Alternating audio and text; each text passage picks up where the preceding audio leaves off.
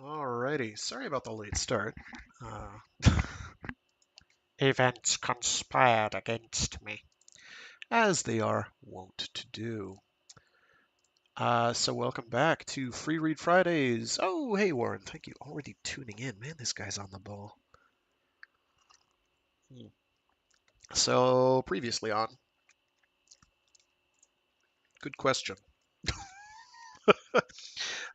A bunch of stuff happened last time. Mostly it's that Achilles Desjardins, or Achille. I say Achilles because his nickname is Killjoy. So I'm hoping, other than the fact that that's a reference to his demeanor, that is also a clue, hint to how his name is pronounced. And I swear I read Peter Watts saying that it was somewhere, but I have not been able to find it.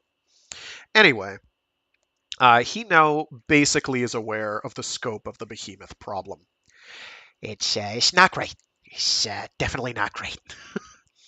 uh, when when you've got something that's incredibly simple, incredibly basic, built only to reproduce and pretty much consume sulfur. And it's, we have tons of sulfur floating around, but this thing will outcompete our entire biosphere at every turn, and just undercut them right at the source. Yeah, we don't have much of a future as a planetary ecosystem. It's pretty much done so. So when Alice Jovellanos is basically like, why did you delay even 5 minutes, let alone hours plural? You should burn everything. Burn it all to the ground. It's the only way to be sure. And Alice Jovellanos, as we will learn and have kind of learned up until a point, kind of likes the whole free will thing and seems to be fairly optimistic. We're going to learn just how optimistic later. That hasn't quite kicked in. I don't think we get to that here.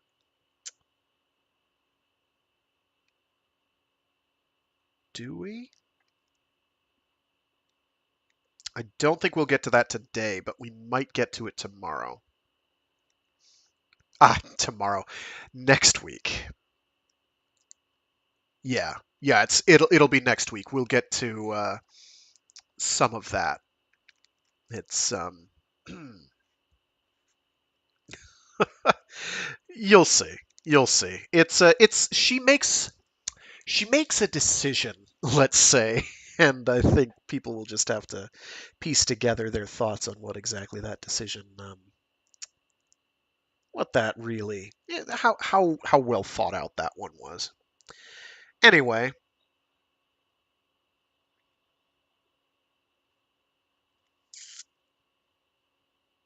oh, okay. So this week we get that particular interlude. This interlude's a little. Lenie Clarke has not had her best, let's say, at all. Not even a little bit. And we're going to see a bit more evidence of that. It's going to be fairly overt. It's not going to get better from here on out for her. things. Lenie Clarke is going to go through some things, and she's going to make some decisions. That's kind of what this book is about, is decision making in times of crisis. And how sometimes you don't make the one that's necessarily best for anybody. Uh, Lenie Clarke is one of those people. And then the subsequent volumes are kind of about coming to terms with the fact that you've made some bad decisions. And that's kind of, I guess you could say, kind of the overriding theme. All right, so as ever, I have these are covers taken straight from Peter Watts' website, rifters.com/real/gallery/gallery rifters.htm, which is that's where the cover gallery is located. You can get there from the rifters.com link. So this is what he says about this cover. Like the Polish iteration, Heine's cover, Heyne, it's a German name, Heine's cover follows the rifters at a distance. Like that iteration, lots of flamey destruction in evidence. Not so sold on Wolfinkel's take on Lenie's dive skin, though. which yeah, it looks cool. It looks neat, but it's definitely not as described. Um, and with that, there's like one more cover, and then I'm gonna have to start really faking it, uh, or repeating them because we're only like halfway through the book. It's kind of a long book. I think I've mentioned this. It's kind of a longish book, longish. Uh, anyway, that's what Peter Watts says about that cover. Yay! All right, so without substantial further ado,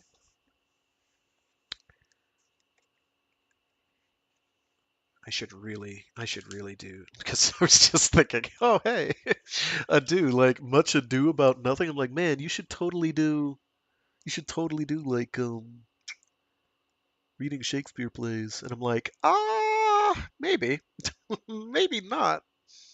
I've got some books of Ives plays. Those are a ton of fun.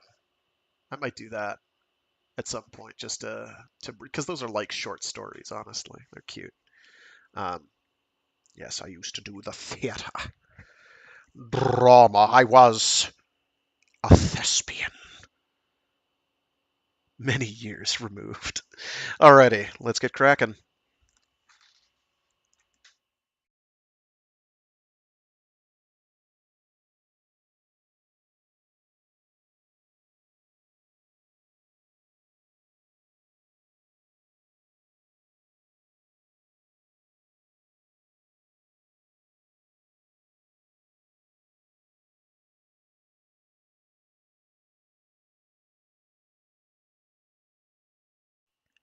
Ghost.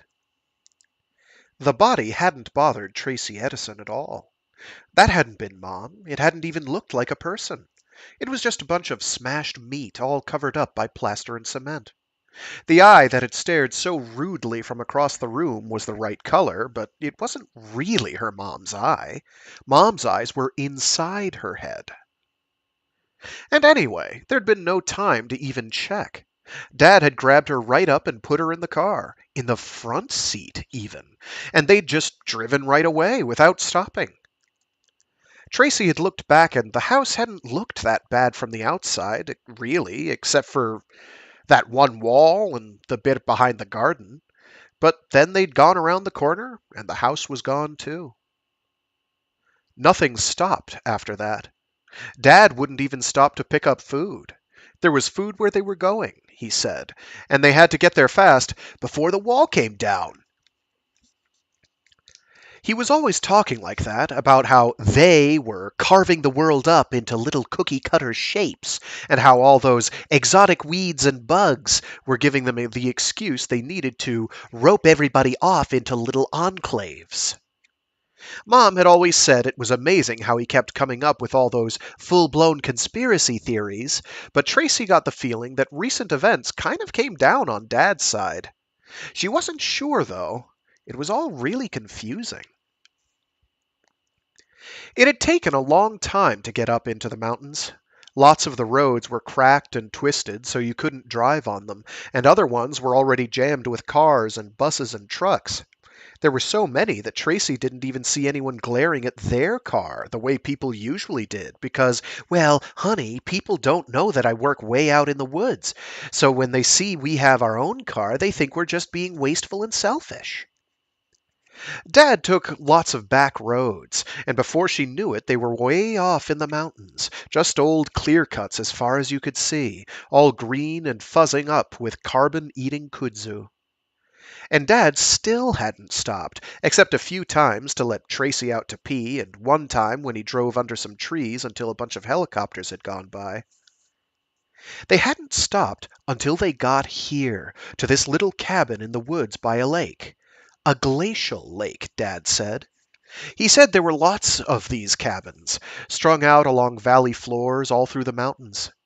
A long time ago, park rangers would ride around on horseback, making sure everything was okay, and staying at a different cabin each night.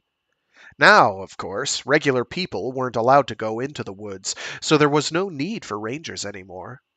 But they still kept some cabins ready for visitors, for biologists who came into the woods to study the trees and things. So we're here on a kind of holiday, her dad said. We'll just play it by ear, and we'll go hiking every day and explore and play until things settle down a bit back home. When will Mommy be here? Tracy asked. Her dad looked down at the brown pine needles all over the ground. Mommy's gone, Lima Bean, he said after a bit. It's just us for a while. Okay, said Tracy.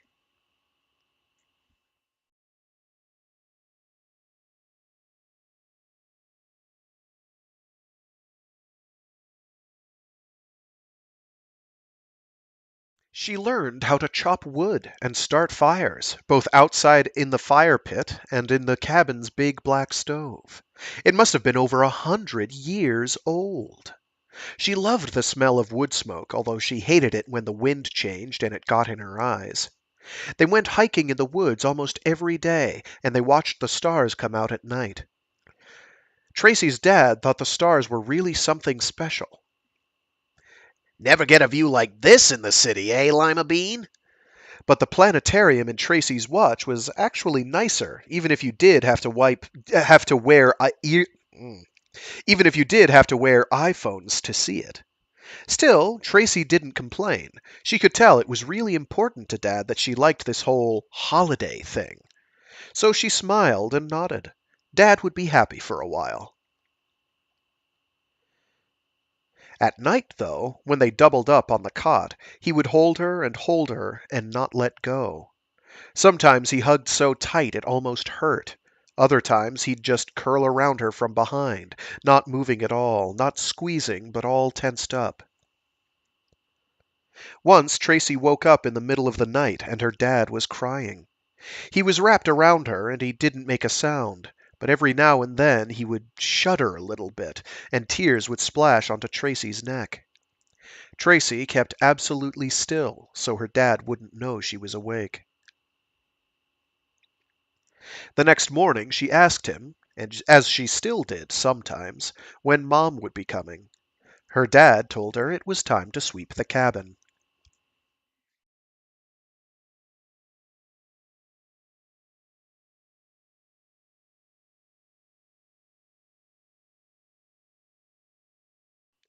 Her mom never did show up.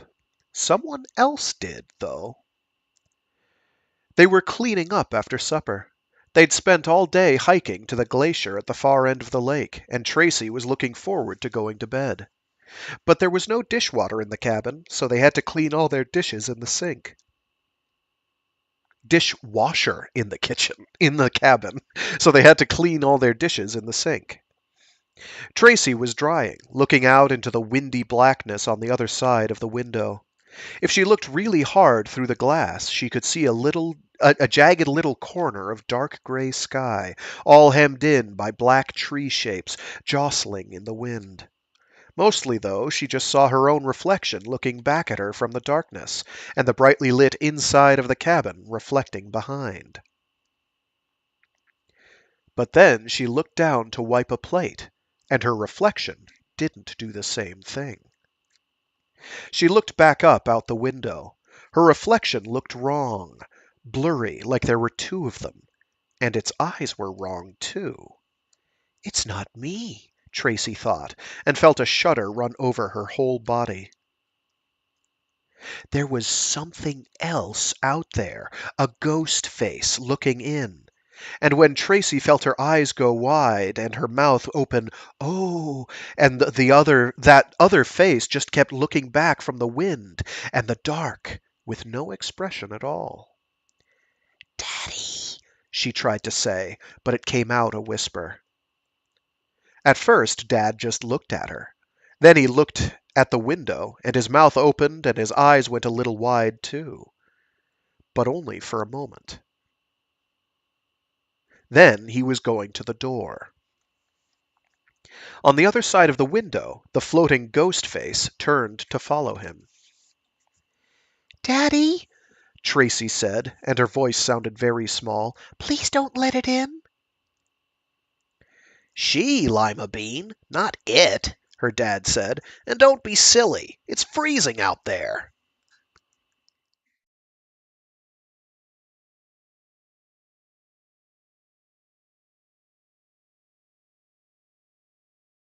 It wasn't a ghost after all.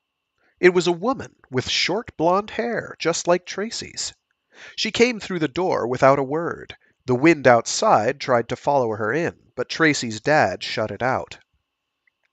Her eyes were white and empty. They reminded Tracy of the glacier at the end of the lake. "Hi," Tracy's dad said. "Welcome to our home away from home." "Thanks." The woman blinked over those scary white eyes. They must be contact lenses, Tracy decided, like those contacts people wore sometimes. She'd never seen any so white. "Well, of course, it's not our home exactly. We're just here for a while, you know. Are you with MNR?" The woman tilted her head a bit, asking a question without opening her mouth. Except for the eyes, she looked like any other hiker Tracy had seen. Gore-Tex and backpack and all that stuff. "Ministry of Natural Resources?" Tracy's dad explained. "No," the woman said. "Well, I guess we're all trespassing together then, eh?" The woman looked down at Tracy and smiled. "Hi there." Tracy took a step back and bumped into her dad. Dad put his hands on her shoulders and squeezed as if to say, "It's okay." The woman looked back up at Tracy's dad. Her smile was gone. "I didn't mean to crash your party," the woman told him. "Don't be silly. Actually, we've been here for a few weeks now, hiking around, exploring. Got out just before they sealed the border. I used to be that is, the big one didn't leave much behind, eh? Everything's in such a jumble. But I knew about this place, did some contract work here once. So we're riding it out until things settle down." The woman nodded. "I'm Gord," said Tracy's dad. "And this is Tracy." "Hello, Tracy," the woman said. She smiled again. "I guess I must look pretty strange to you, right?" "It's okay," Tracy said. Her dad gave her another squeeze.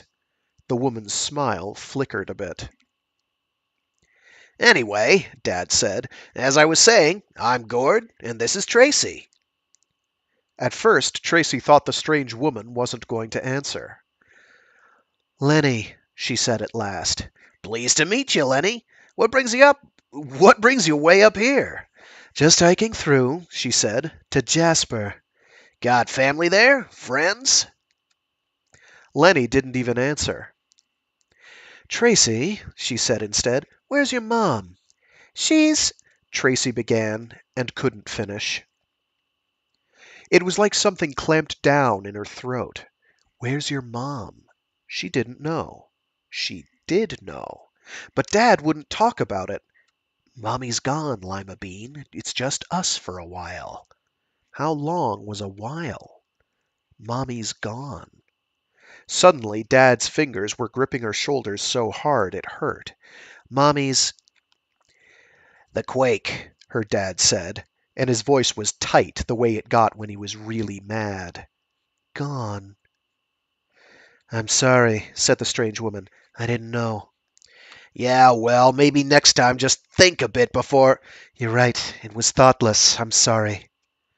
"Yeah." Dad didn't sound convinced. It was the same for me," Lennie said. "Family." "I'm sorry," Tracy's dad said, and suddenly he didn't sound angry at all anymore. He must have thought that Lennie was talking about the quake. Somehow, Tracy knew that wasn't true. "Look," her dad was saying, "you're welcome to rest up here for a day or two if you want. Plenty of food. There's 2 beds. Tracy and I can double up." "That's okay," Lennie said. "I'll sleep on the floor." "It's no problem, really. We double up sometimes anyway, don't we, Bean?" "Do you?" Lennie's voice was strange and flat. "I see." "And we've all been through so much, you know. We've all lost so much. We should help each other out when we get the chance, don't you think?" "Oh, yes," Lennie said, and she was looking right at Tracy. "Definitely."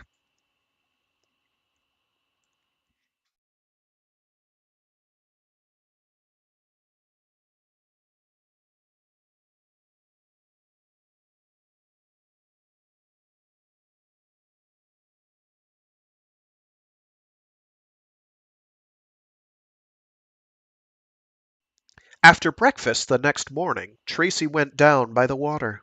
There was a little shelf of rock that stuck out over a steep drop-off. Tracy could lean over the edge and see her own dark reflection staring back up at her. The clear, gray-blue water faded darkly behind.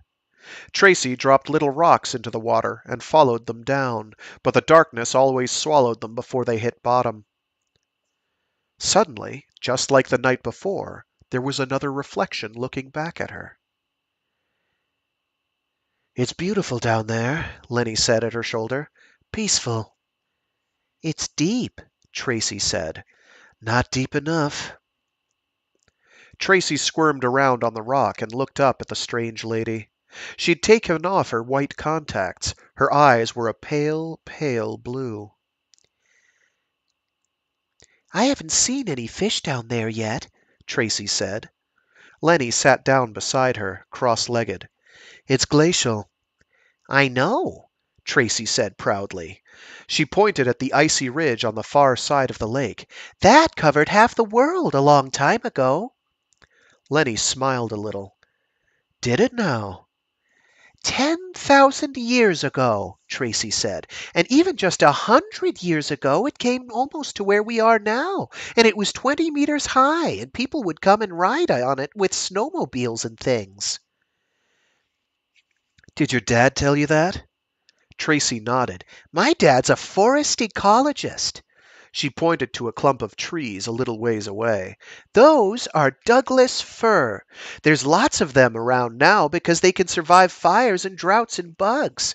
The other trees aren't doing so well, though." She looked back down into the cold, clear water. "I haven't seen any fish yet." "Did your dad say there were fish in there?" Lenie asked. "He told me to keep looking. He said maybe I'd get lucky." Lenie said something that ended in "Igyrs." Tracy looked back at her. "What?" "Nothing, sweetie." Lenie reached out and ruffled Tracy's hair. Well, maybe you shouldn't believe everything your daddy tells you." "Why not?" "Sometimes people don't always tell the truth." "Oh, I know that. But he's my dad." Lenie sighed, but then her face got a little brighter. "Did you know that there are places where the fish glow like light sticks?" "Are not." "Are too. Way down at the very bottom of the ocean. I've seen them myself." "You have?" "And some of them have teeth that are so big." Lenie held her hands apart, almost wide enough for Tracy's shoulders to fit. "They can't even close their mouths all the way." "Now who's lying?" Tracy asked. Lenie put a hand on her heart. "I swear." "Do you mean like sharks?" "No, different." "Wow." Lenie was very strange, but she was nice. "Dad says there aren't very many fish left." "Well, these are way down deep." "Wow," Tracy said again. She flipped back onto her stomach and stared down into the water. "Maybe there's fish like that down there." "No." "It's really deep. You can't see bottom." "Believe me, Trace, it's just a lot of gravel and old punky driftwood and insect casings." "Yeah, well, how would you know?" "Actually," Lenie began. "Dad said to keep looking." "I bet your dad says lots of things," Lenie said in a strange voice. "Isn't that right?" Tracy looked back at her. Lenie wasn't smiling anymore. She looked very serious. "I bet he touches you sometimes, doesn't he?" Lenie was almost whispering. "When the two of you double up at night." "Well, sure," said Tracy. "Sometimes." "And he probably said it was okay, right?" Tracy was confused. "He never talks about it. He just does it." "And it's your little secret, right? You didn't talk about it with your mom." "I don't, Mom. He doesn't want me talking about—" She couldn't finish. "That's okay," Lenie smiled, and it was sad and friendly. It was a sad and friendly smile all at once. You're a good kid, you know that, Tracy? You're a really good kid. She's the best, Tracy's dad said, and Lenie's face went as blank as a mask. He had filled up his big day pack and Tracy's little one. Tracy scrambled up and got hers. Her dad was looking at Lenie, and he seemed a little bit puzzled. But then he said, "We're going to check out an old animal trail back around the ridge. Maybe see us a deer or a badger. Few hours anyway. You're welcome to join us if you." Lenie shook her head stiffly. "Thanks, no. I think I'll just." And then she stopped and looked at Tracy and looked back at Tracy's dad. "Yeah, okay," she said. "Maybe I should at that."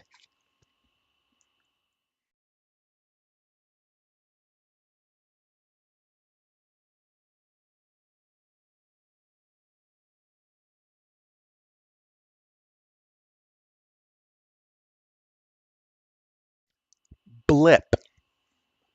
Health warning from CSIRA Regional Hazwatch, NMPAC WH. Distribution. All pacification and surveillance personnel, NMPAC, refugee strip. Type. Deficiency syndrome. Scale. Local. Rating. 4.6. Be advised that the local incidence of deficiency symptoms within the refugee population has increased between 46 degrees and 47 degrees north latitude. Be on the watch for early symptoms such as hair loss, skin flaking, and shedding of fingernails.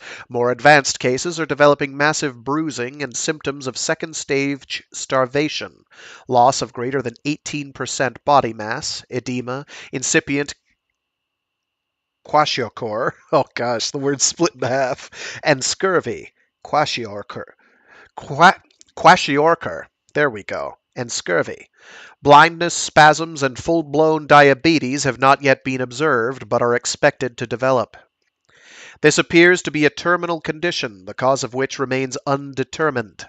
Although the symptoms are consistent with advanced malnutrition, samples taken from local Calvin cyclers are nutritionally complete.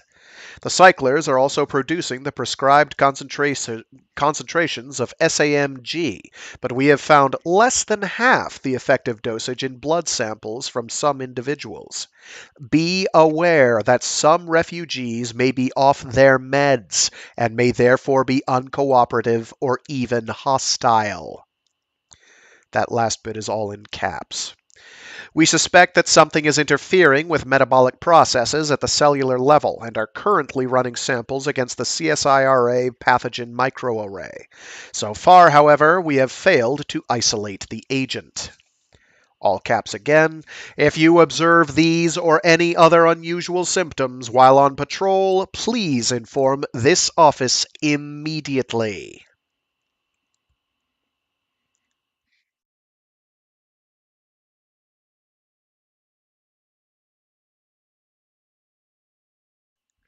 Womb. The lies drove Clarke into the water. She'd sat around that fold-away table with Gord and Tracy, eating supper from the cycler. It was a high-end model, and the bricks it laid were much tastier than the ones she'd eaten back on the strip. She'd concentrated on that small pleasure as Gord had run his fingers through his daughter's hair, made affectionate, cooing "daddy's little girl" sounds, each gesture containing what? Clarke knew the signs. She thought she knew the signs. But this fucker was damned good when there were witnesses around. She hadn't seen a single thing that proved what was lurking underneath. He could have been any father, loving his daughter the right way. Whatever that was. His display, not to mention his incessant small talk, had driven her outside. Gordon had seemed almost relieved when Clarke grabbed her knapsack and stepped into the night. Now she stood looking down through a motionless tract of liquid glacier, deep and inviting and flooded with amplified moonlight. Her eye caps transmuted the surrounding forest to gunmetal and silver in high contrast. Her reflection in the still water, once again, was moving. And the same old bullshit started again, as something in her brain began serving up another happy lie about loving parents and warm, fuzzy childhood nights. She was on her knees, tearing through her knapsack. She got the hood on, felt the neck seal fuse against her tunic. There were other accessories, of course, fins and sleeves and leggings, but there was no time. She was 6 years old and being tucked in, and nothing bad was going to happen to her. Nothing at all. By now she fucking knew it, and she wasn't going to put up with that shit anymore, not so long as there was the ghost of a chance. It started when I came back up. Maybe if I go back down. She didn't even take off her clothes. The water hit her like an electrical shock. Freezing and viscous, it flayed her bare arms and legs, fired icy needles along crotch and shoulders before the skin of her tunic clamped around her limbs to seal the breach. The canister of vacuum in her chest sucked all her air away. Welcome ice water surged in its place. She dropped like a stone. Watery moonlight faded with each second. Pressure amassed. Her exposed limbs burned, then ached, then went dead. Curled into a ball, she bumped against the bottom. Grit and rotten pine needles rose in a small cloud. She couldn't feel her arms and legs. They'd be dying now, by degrees. Their blood vessels had squeezed down the moment she'd hit the water, an autonomic self-sacrifice to keep body heat in the core. No oxygen making it through those constricted avenues. No warmth.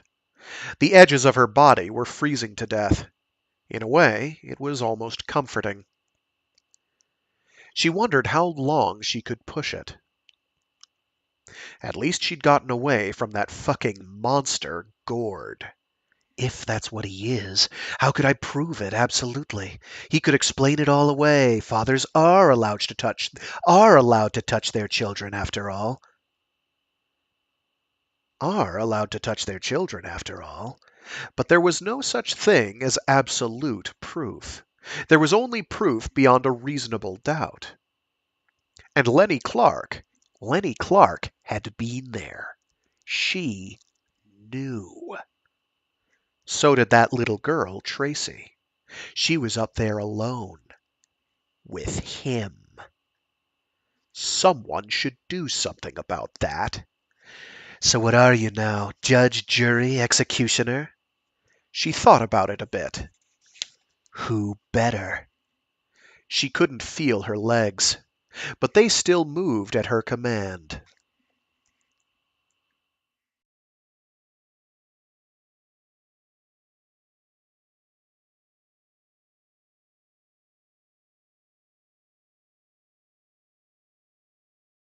Eclipse. She's strange, Tracy said while they cleaned up at the sink. Her dad smiled. She's probably just hurting a lot, honey. The quake hurt a lot of people, and when you're in pain, it's easy to be thoughtless. She just needs some time alone, I bet. Compared to some people, we were actually pretty... He didn't finish. That happened a lot now. Lenie still hadn't come back at bedtime. Tracy got into her PJs and climbed into bed with her dad. She lay on her side with her back against his stomach. That's right, little lima bean. Dad cuddled her and stroked her hair. You go to sleep now, little lima bean. It was dark in the cabin, and so quiet outside. No wind to rustle Tracy off to sleep. Moonbeams sneaked in through the window and made a piece of the floor glow with soft silver light. And after a while, her dad started snoring. She liked the way he smelled. Tracy's eyelids were getting heavy. She closed her eyes to comfy slits, watching the moonbeams on the floor. Almost like her Nermal the nematode nightlight at home. Home was where where the nightlight dimmed. Tracy opened her eyes.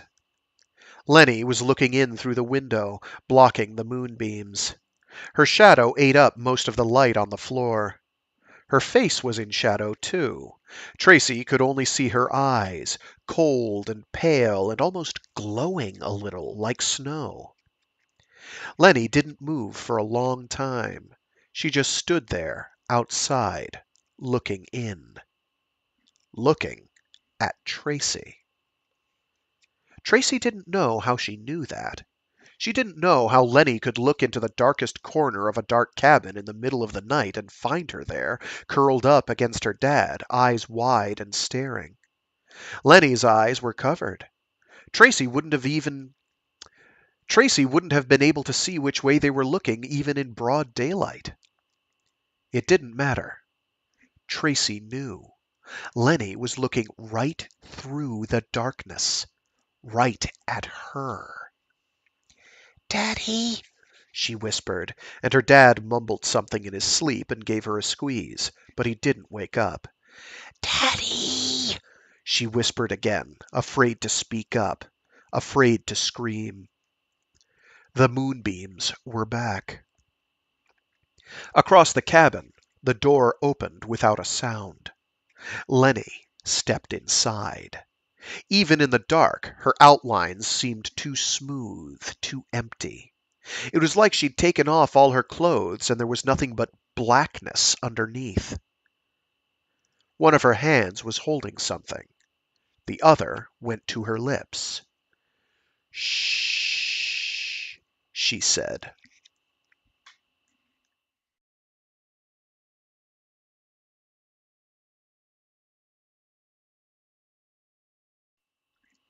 Monster. The monster had Tracy in his clutches. He thought he was safely hidden, curled up there in the dark with his victim. But Lenie Clarke could see him bright as an overcast day. She stepped softly across the cabin, leaving ice-water footprints.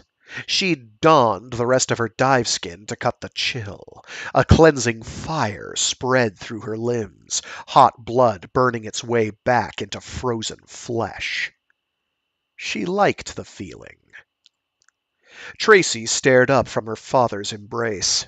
Her eyes were like saucers, imploring beacons full of fear and paralysis. "It's okay, little friend. He doesn't get away with it anymore." "First step." Clarke leaned in close. "Free the hostage." She ripped the covers away. The monster opened his eyes, blinking stupidly against a darkness that had suddenly turned against him. Tracy lay stock still in her pajamas, still too frightened to move. "PJs," Clarke thought wryly. "Nice touch on his best behavior when company's present." Present company wasn't fooled. Quick as a snake, she took Tracy by the wrist. Then the child was safe behind her, Clarke's free arm protectively around her shoulder. Tracy howled. "What the hell?" The monster was reaching for the light stick beside the cot. "Fine. Have him have light enough to see the tables." Turning. The cabin flared, blinding her for a moment before her eye caps adjusted. Gordon was rising from the cot. Clarke raised the billy. "Don't you fucking move."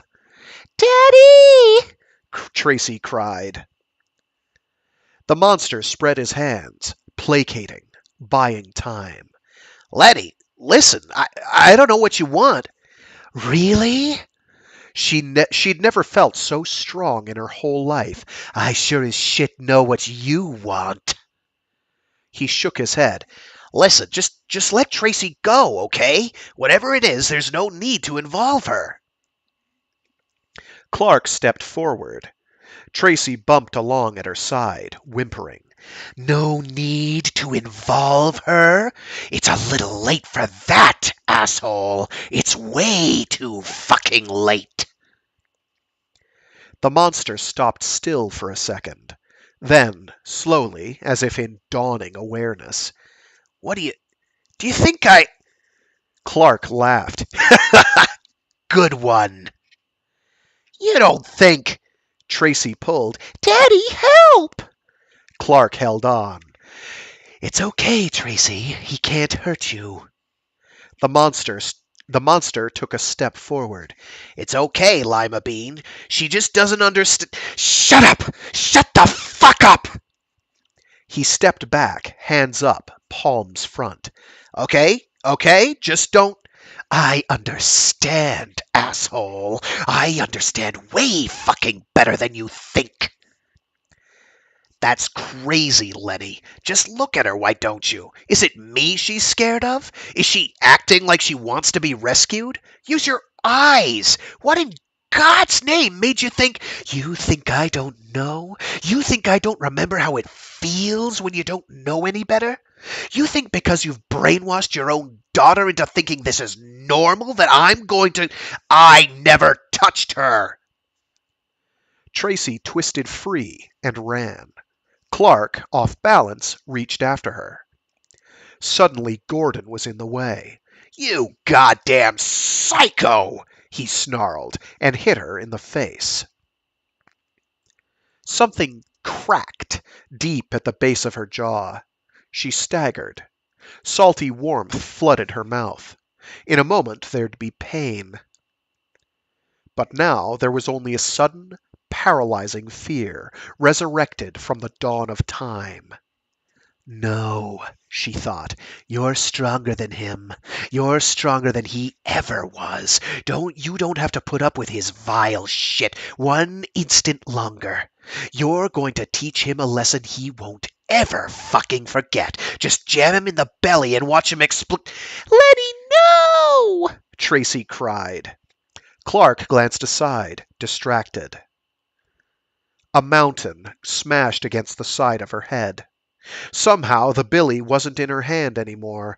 It was following some crazy parabola through a world spinning uncontrollably sideways. The rough wooden planking of the cabin floor drove splinters into Clarke's face. Off in some unfathomable distant part of the world, a child was screaming, "Daddy!" "Daddy," Clarke mumbled through pulpy lips. It had been so many years, but he was back at last. And nothing had really changed after all.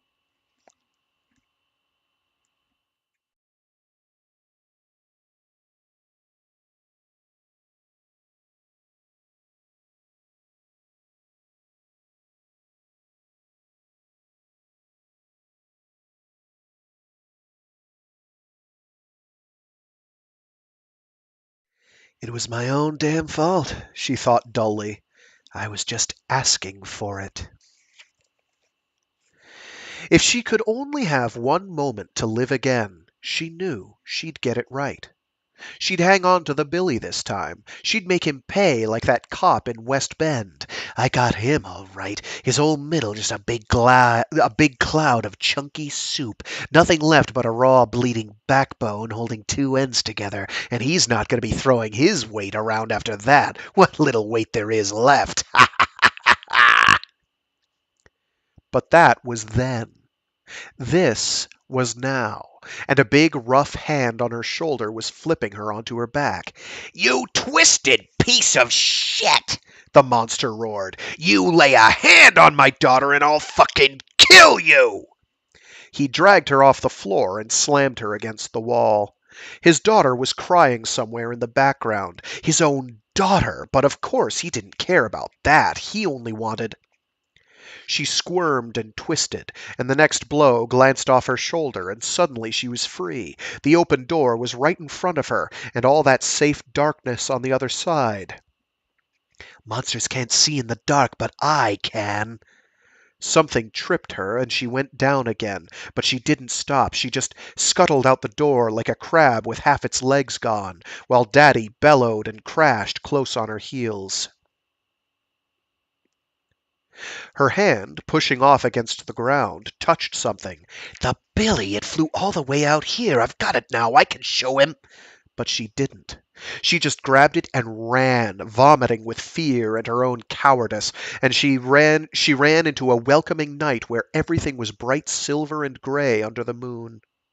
She ran to the lake, and she didn't even remember to seal her face flap until the whole world was spray and ice water. straight down, clawing the water as though it, too, were an enemy. It was mere moments before the bottom came into view. It was only a lake, after all, and it wasn't deep enough. Daddy would just stroll down to the shore and reach down with his hands. She beat against the substrate. Waterlogged detritus billowed around her. She attacked the rock for days, for years, while some distant part of her shook its head at her own stupidity.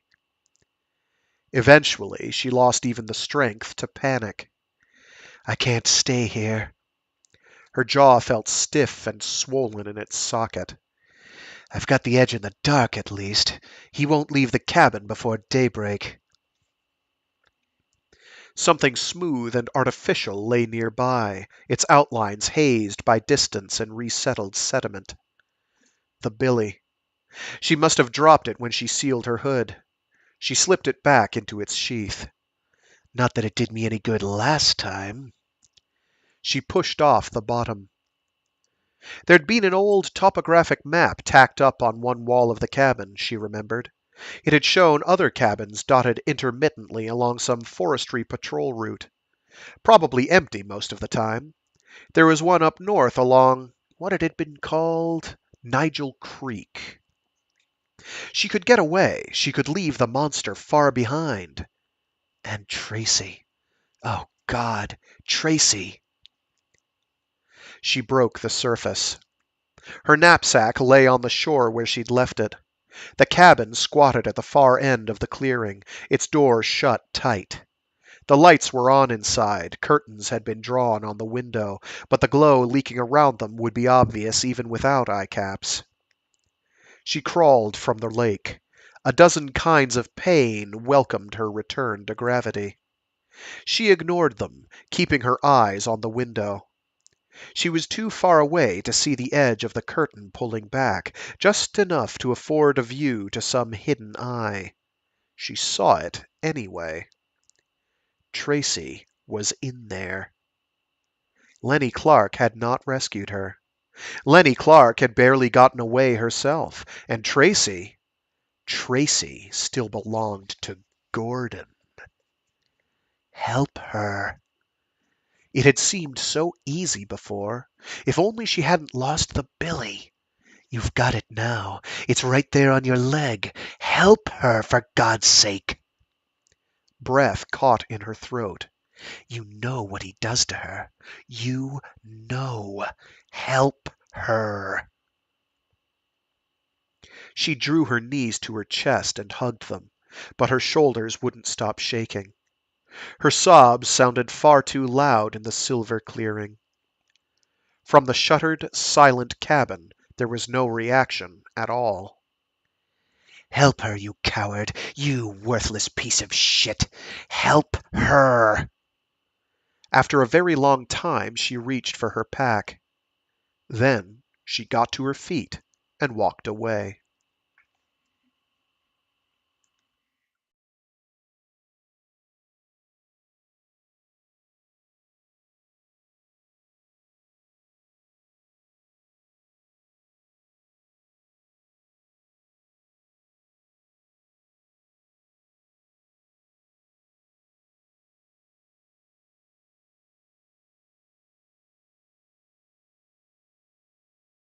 Warhorse. For over a month, Ken Lubin had been waiting to die. He'd never lived so fully as he had in that time. Prevailing winds had carved the island's facets into intricate frescoes, full of spires and fossilized honeycomb. Gulls and cormorants roosted in alcoves of arched sandstone. There were no eggs to be had. Evidently the birds didn't breed in autumn. But meat, at least, was plentiful. Fresh water was no problem. Lubin had only to slip into the ocean and awaken the desalinator in his chest. The dive skin was still functional, if a bit tattered. Its pores let distilled water pass to sluice him clean, kept caustic salts at bay. While bathing, he supplemented his diet with crustaceans and seaweeds. He was no biologist, but his survival enhancements were cutting edge. Any natural toxin he couldn't taste, his employers had probably immunized him against. He slept under a sky so full of stars they outblazed the light haze leaking from the eastern horizon. The very wildlife glowed at night. He hadn't realized that at first. His eye caps robbed him of darkness, turned nighttime into colorless daylight. One night he'd grown tired of that relentless clarity, pulled the caps from his corneas, and seen dim blue light radiating from a colony of harbor seals on the shoreline below. Most of the seals were festooned with tumors and abscesses. Lubin didn't know whether it was a natural condition or just another consequence of living too close to the effluent of the 21st century. He was pretty sure that sores weren't supposed to luminesce, though. These did. The growths oozed raw and red in the daylight, but at night the ichor glowed like the photophores of deep water fish. And more than the tumors, when the seals looked back at him, their very eyes shone sapphire. A small part of Ken Lubin couldn't help but try and cobble together some sort of explanation. Bioluminescent bacteria, freshly mutated. Lateral gene transfer from whatever microbes had lit St. Elmo's fire back before rampant ultraviolet had sent them packing. Molecules of luciferin, fluorescing with exposure to oxygen. That would account for the glow of open sores, the glow of eyes packed dense with capillaries. A larger part of him simply marveled at the sheer absurdity of cancer made beautiful.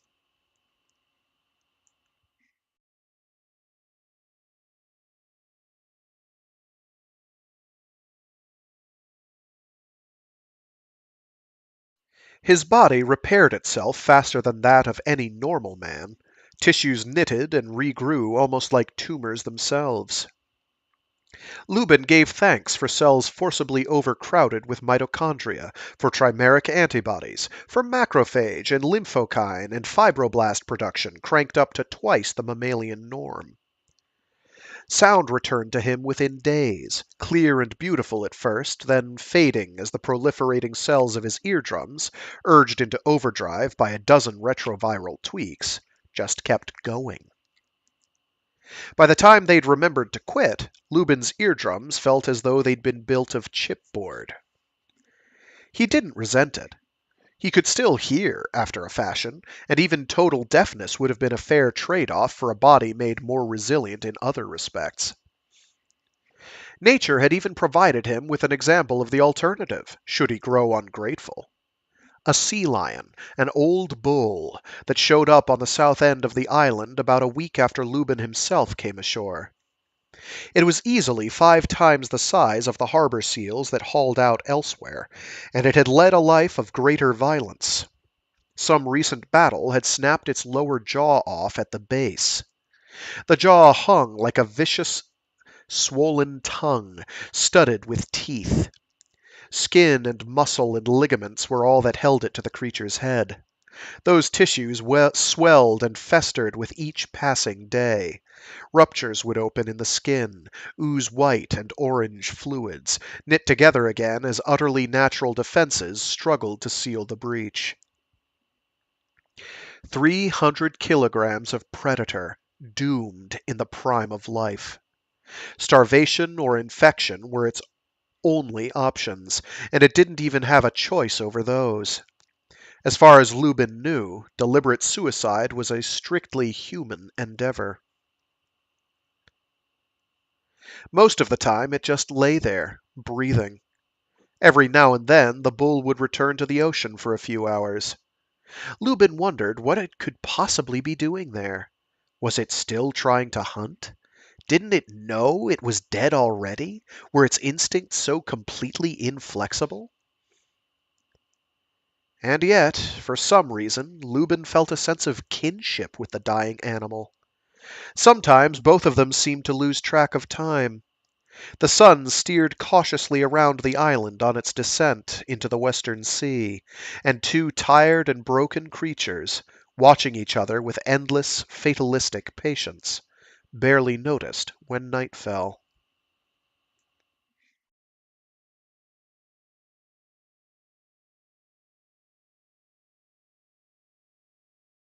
After a while, he began to think he might live. It had been a month, and his only obvious symptom had been intermittent diarrhea. He'd begun to find roundworms in his shit. Not a pleasant discovery, but not exactly life-threatening either. These days, some people even inflicted such infections on themselves deliberately. Something about exercising the immune response. Perhaps his reinforced immune system had kept him free of whatever had scared the GA into hot zone mode. Perhaps he'd simply been lucky. It was even remotely possible that his analysis of the whole situation was wrong. Thus far, he'd been resigned to terminal exile, an uneasy balance between an instinct for survival and the belief that his employers wouldn't approve of Ken Lubin spreading infectious apocalypse throughout the world. But maybe there was no apocalypse, no infection. Maybe he was safe. Maybe there was something else going on. Maybe, he thought, I should find out what it is. At night, looking east, he could sometimes see running lights twinkling near the horizon. The route they followed was predictable, as stereotypic as an animal pacing within a cage. Kelp harvesters. Low-slung robots that mowed the ocean. No security to speak of, assuming you could get past those ventral rows of scissoring teeth. Vulnerable to any sufficiently motivated hitchhikers who might find themselves stranded over the Pacific conshelf. Guilt trip poked him half-heartedly in the belly. He was making assumptions, it whispered. One asymptomatic month hardly proved a clean bill of health. Countless maladies had longer incubation times. And yet... And yet, there was no ironclad evidence of any infection here. There was only a mystery, and an assumption that those in control wanted him out of the picture. There'd been no orders, no directives. Lubin's gut could wonder at what his masters intended, but it could not know. And not knowing, it left him to his own decisions.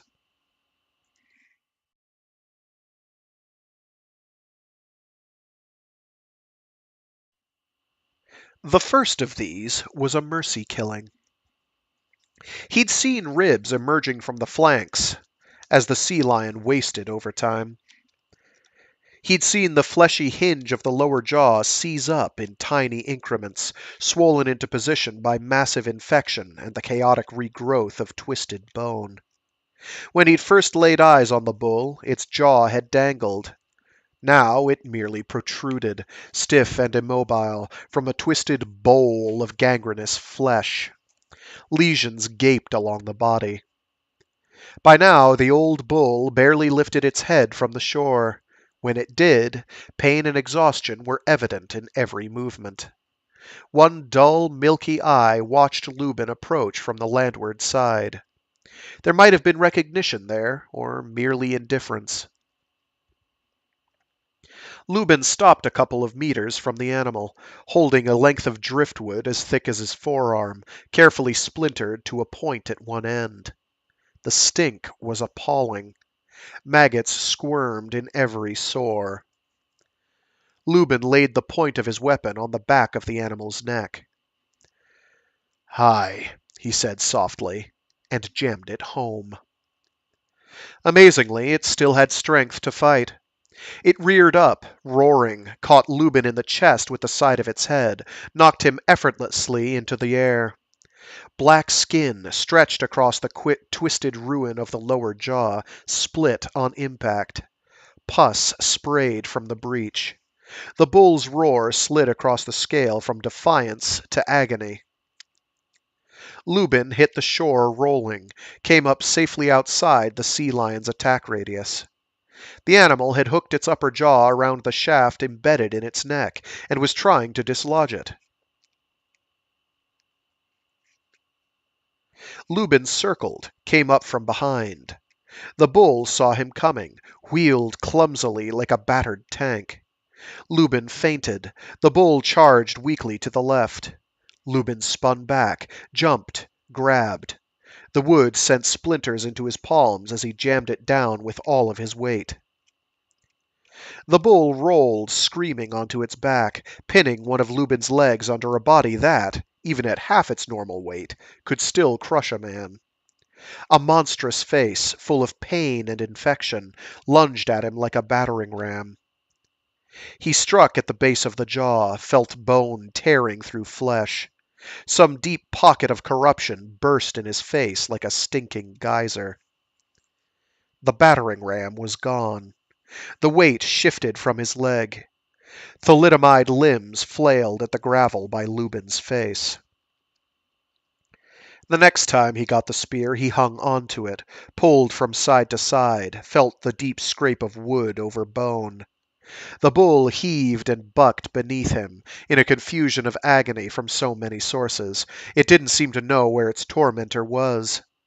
Suddenly, the point slid into a groove between cervical vertebrae. Once more, with all the strength left to him, Lubin pushed. Just like that, the heaving mass beneath him went limp. It wasn't completely dead. Its eyes still followed him, dull and resigned, as he circled the animal's head. He'd merely paralyzed it from the neck down, deprived it of breath and motion. A diving mammal. Adapted over how many millions of years to survive extended periods without breathing? How long would it take that eye to stop moving? He had an answer. Sea lions were just like other mammals in any number of ways. They had that opening at the base of the skull, that place where the spinal cord climbed up into the brain. The foramen magnum, it was called. Such anatomical tidbits were always coming in handy to people in Lubin's line of work. He pulled his weapon free of the flesh and repositioned it near the back of the skull. The eye stopped moving about 3 seconds later.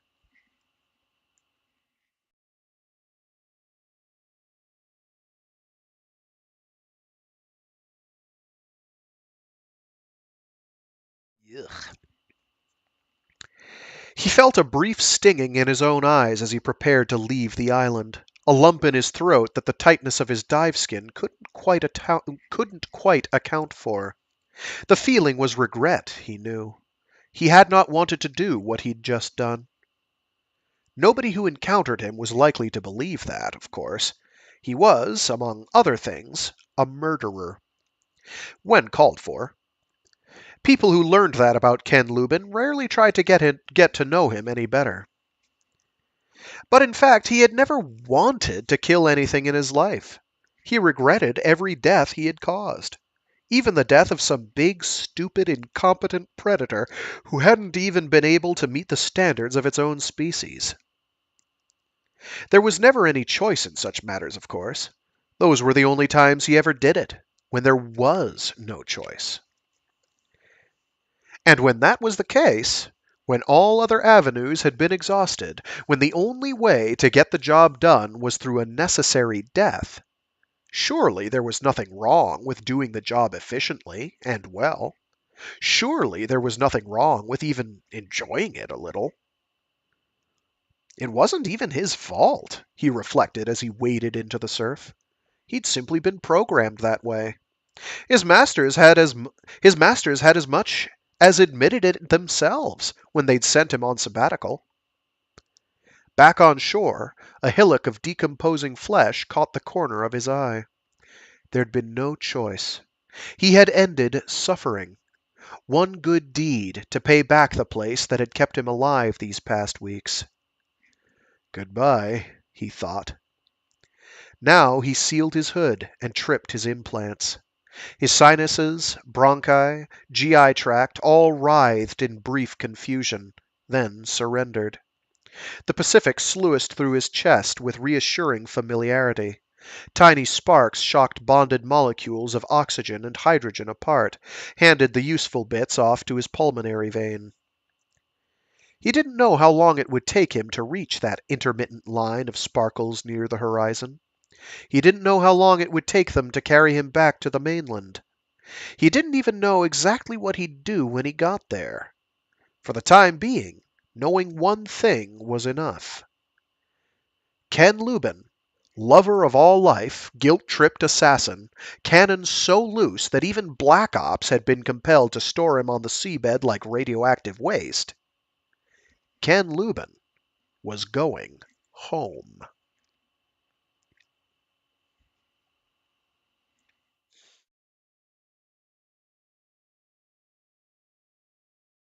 Ah, geez. So this next one is the start of part 2 of the book.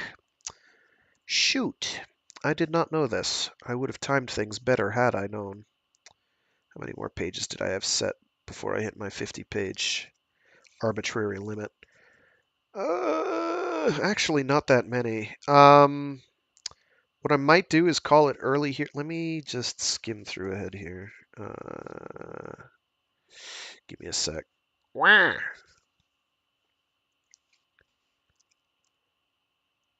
Alrighty.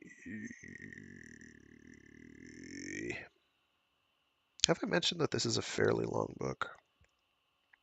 It's not that long, but it's long enough. Oh yeah, I have to take into account the acknowledgments and references. I'm gonna have to do that. Yeah, heck with it. So we're on to part 2, Physalia. Physalia,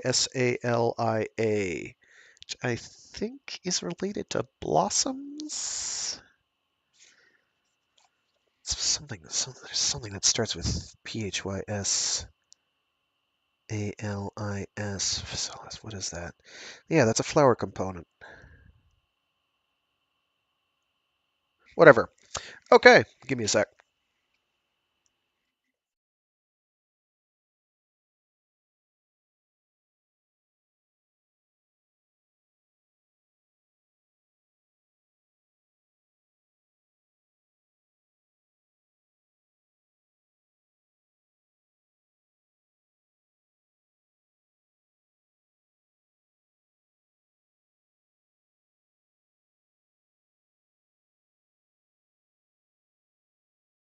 Physalia. Zeus. Suhon Perot was closing on a riot when they shut her down. It was Amitov, of course. She knew that the moment she saw the location of the disturbance. A Calvin cycler in trouble at Grenville Point, less than 2 clicks from his last known position. She jumped into the nearest botfly and rode it down. Rode it down. Somehow the refs had uprooted a light stand and used it as a battering ram. The cycler had been skewered through the heart. A dozen brands of amino goop oozed viscously from the wound, a pussy mix of ochres and browns. Underweight refugees, some oozing blood from scabby sores, shouted and pushed against the front of the wounded machine, toppling it. The larger crowd on all sides drew back, rudderless and confused, as powerless as ever. Kolan a paka netra bechanchod. Amitov climbing onto the fallen cycler. Perot's botfly parsed phonemes, settled on Hindi. Open your eyes, sister fuckers. Is it not bad enough you should eat their poison? Will you sit here with your hands up your asses while they send another wave to finish the job? Lenie Clarke wasn't enough for you, yes? She survived the center of the storm herself. She told you who the enemy was. She fights them while you sleep on the dirt. What will it take to wake you up? Amitov's disciples shouted ragged approval. The others milled and murmured among themselves. Amitav, Perot thought, you've crossed the line. The stickman glanced skyward and threw up one spindly arm, pointing at Perot's descending botfly. Look! They send machines to tell us what to do. They. Sudden darkness, silent and unrelieved. She waited. After a few seconds, 2 lines of luminous text began blinking against the void. CSIRA Containment Zone, R.E.M. Pack Biohazards Act 2040. She'd run into dark zones before, of course. Some fly she was riding would drop suddenly into shadow, floating serenely blind and deaf for 50 meters or 20 clicks. Then, safely out of Insight's way, it would come back online. But why cite the Biohazards Act over a trashed cycler? Unless it isn't about the cycler. She linked into the next fly back in line. CSIRA Containment Zone flashed against unwelcome darkness. She relinked to one before that, and the one after, bouncing back and forth toward the edges of the blackout. 8.18 kilometers from end to end. Now she was sighted and riding southbound, just beyond the northern perimeter. She topped out the whole spectrum, stared through a tangle of false color infra and X and UV, poked into the fog with radar. There, something in the sky. A brief image, fading almost immediately to black. CSIRA Containment Zone. She backjumped again, set her defaults to repeat the maneuver whenever visual went down. She saw it again and again. A great curtain. Darkness. A billowing wall descending to earth. Darkness. An inflatable barrier swelling smoothly across the width of the strip. Darkness. CSIRA Containment Zone. She considered. They'd cut off 8 kilometers of strip, a segment nearly 900 meters wide. It would take several dampers to cover that much area, assuming they were squelching tight beam as well as broadband. The dampers would probably be mounted on the wall itself. Chances were their coverage wouldn't extend out to sea very far. A northbound fly had just emerged from Eclipse. Perot mounted it and rode west off the path, keeping low. Surf pounded close beneath. Then she was past the breakers and cruising over a low, oily swell. She turned south. There was traffic out here after all. An assault chopper with ambiguous markings hovered threateningly over a pair of retreating pleasure boats, a damper dome disfiguring its hull like a tumor. A smattering of botflies flitted closer to shore, of a different sort than Suhan Perot rode. None of them took any notice of her, or if they did, they credited her fly with a higher pedigree than it deserved. She was 800 meters offshore, still skimming the swells, due west of Amitav's latest insurrection. Perot slowed her mount and came about, heading inland. Breakers in the distance, a smear of muddy sand, a boil of motion farther up the shore. She cut the throttle and hovered, her senses still intact. Mag. Motion resolved into melee. Everyone was running. Perot had never seen such a high level of activity on the strip before. There was no net direction to the movement, no exodus. Nowhere, apparently, to go. Some of the strippers were splashing into the surf. The botflies she'd seen earlier were forcing them back. Most were just going back and forth. Something in the clouds was stabbing the mob with flashes of green light. She panned up, almost missing it, a fast-moving botfly disappearing to the south.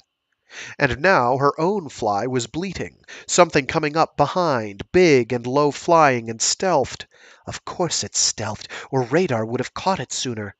and way too close to escape from now. She spun the fly around and saw it coming not 200 meters out. A lifter headed for shore like a levitating whale. Rows of portholes rows of portholes lined its belly, strange brassy things from another age, soft orange gaslight flickering behind the glass. She squinted in her headset, tried to dispel the Victorian image. Sudden electricity crackled from a knob on the airship's hull. Blinding light flared and died in Perot's eyes. Alphanumerics persisted briefly in the darkness, the last gibbering cough of the fly's navigational system. Then nothing but a flashing epitaph. Link down, link down, link down. She barely noticed. She didn't try to reconnect. By now the fly was on its way to the bottom. She didn't even jump to another channel. She was too busy thinking about what she'd seen. She was too busy imagining what she hadn't. Not portholes, after all. The wide-bore muzzles of industrial flamethrowers. Their pilot lights had flickered like hot tongues.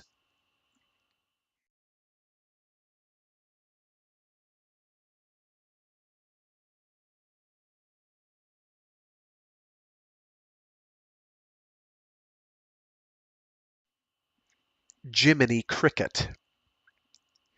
Variations on a theme.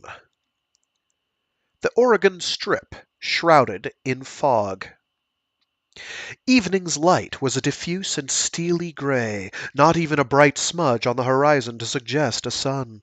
Refugees accreted around the feeding stations, warding off the dampness by the soft orange glow of portable space heaters. Their apparent humanity faded with distance. The fog reduced them to silhouettes, to gray shadows, to vague hints of endless convection, motion that went nowhere. They were silent and resigned. Achilles Desjardins saw it all through the telemetry feeds. He saw what happened next, too. A soft whine, louder than the usual botflies, and higher up. Turbulence in the human sea beneath it. Faces suddenly upturned, trying to squeeze signal from gray chaos. Rumors exchanged. This happened before, 3 days south. This was how it began. We never heard from them again. Murmurs of apprehension. Some of the human particles began to jostle, some to run. Fear enough, finally, to break through the chemical placidity that had domesticated them for so long. Not that it did them any good. The zone had already been walled off. No good panicking now, no avenue for sensible flight reflexes. They'd only been alerted a few seconds ago, and already it was nearly over. Lancing down through the clouds, a precise turquoise stutter of laser light hem-stitched its way down a transect 10 kilometers long. Tiny aliquots, there's the word. Peter Watts, he likes aliquots. There's another one related to extreme darkness. Actually, no, it's related to the muck you get at the very, very, very, very bottom of the ocean, at the darkest, deepest parts of the ocean. I can't remember the word. Um, it's not Stygian. It's another one. Anyway, aliquots. It's a Watts word. Watts word watch. Aliquots, quats. I've never seen any other author use the word. Is all I'm saying, and it's an amount of a volume of water and material. Tiny aliquots of sand and flesh incinerated where it touched. What a sentence. Droplets in the saturated air caught the beams in transit and turned them visible to human eyes. Threads of argon so brilliant and beautiful that even looking at them risked sheer, perfect blindness. They were fast, too.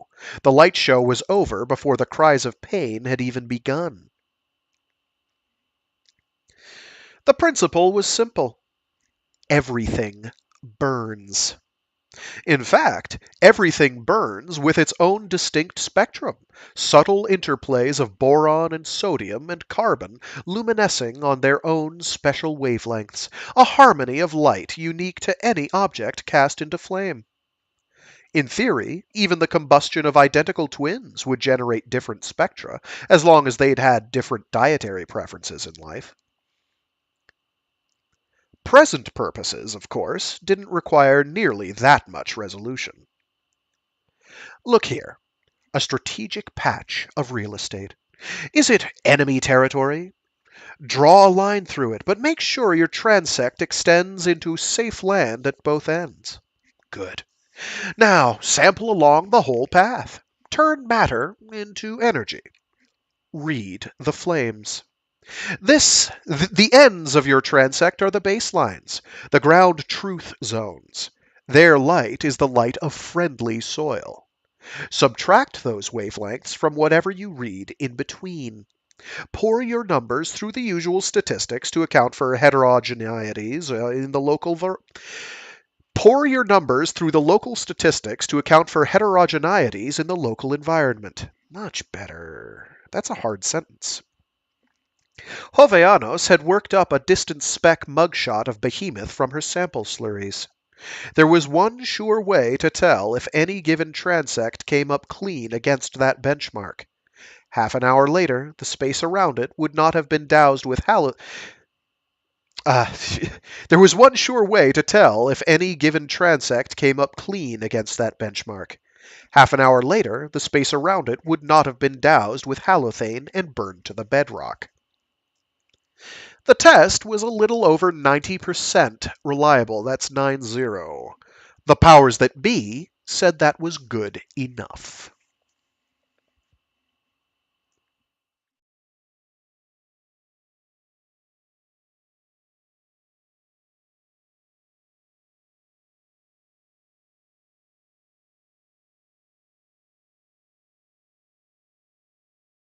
Oh, yeah, things have gotten a smidgen grim.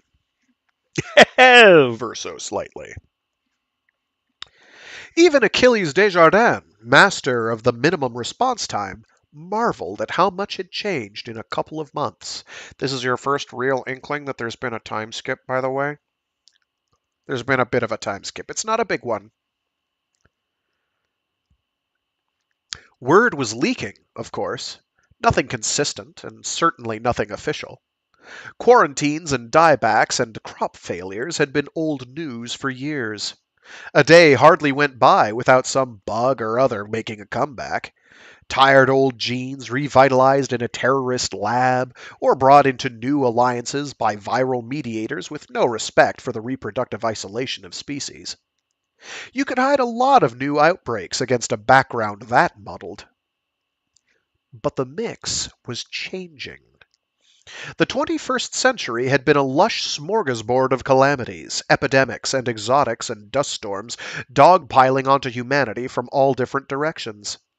Now, though, one particular threat seemed to be growing quietly under all the others. Certain types of containment were happening more often. Fires burned along the west coast, unconnected by any official commonality. Some were attributed to pest control, some to terrorism, some merely to R.E.M's ongoing desiccation. But still, so many fires along the coast? So many quarantines and purges that happened to run north-south along the Rockies? Very strange. Very strange. Some dark entropic monoculture was growing beneath the wider riot of usual breakdowns, invisible but for the wake of its passing. People were starting to notice. Guilt Trip kept Desjardins' mouth shut for him, of course.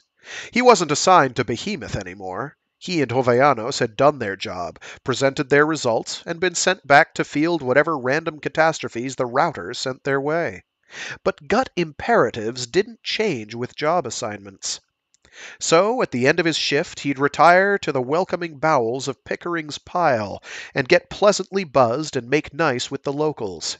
He even let Gwen talk him into trying real sex again, which even she admitted was a disaster, and listened to rumors of impending apocalypse. And while he sat and did nothing, the world began to fill with black, empty-eyed counterfeits. It hadn't sunk in at first. The first time he'd met Gwen, she'd been dolled up like that. Rifter chic, she'd called it. She'd only been the first. The trend had really taken off the past couple of months. Now it seemed like everyone and their organ cloner was getting into body stockings and photocollagen. K's mostly, but the number of posing R's was going up as well. Desjardins had even seen a few people decked out in real reflex copolymer. That stuff was almost alive. It changed its own permeability to maintain optimum thermal and ionic gradients. It healed when torn.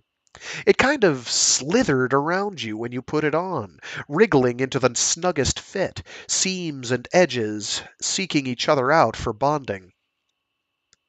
It was as though some farm, P-H-A-R-M, had crossed an amoeba with an oil slick.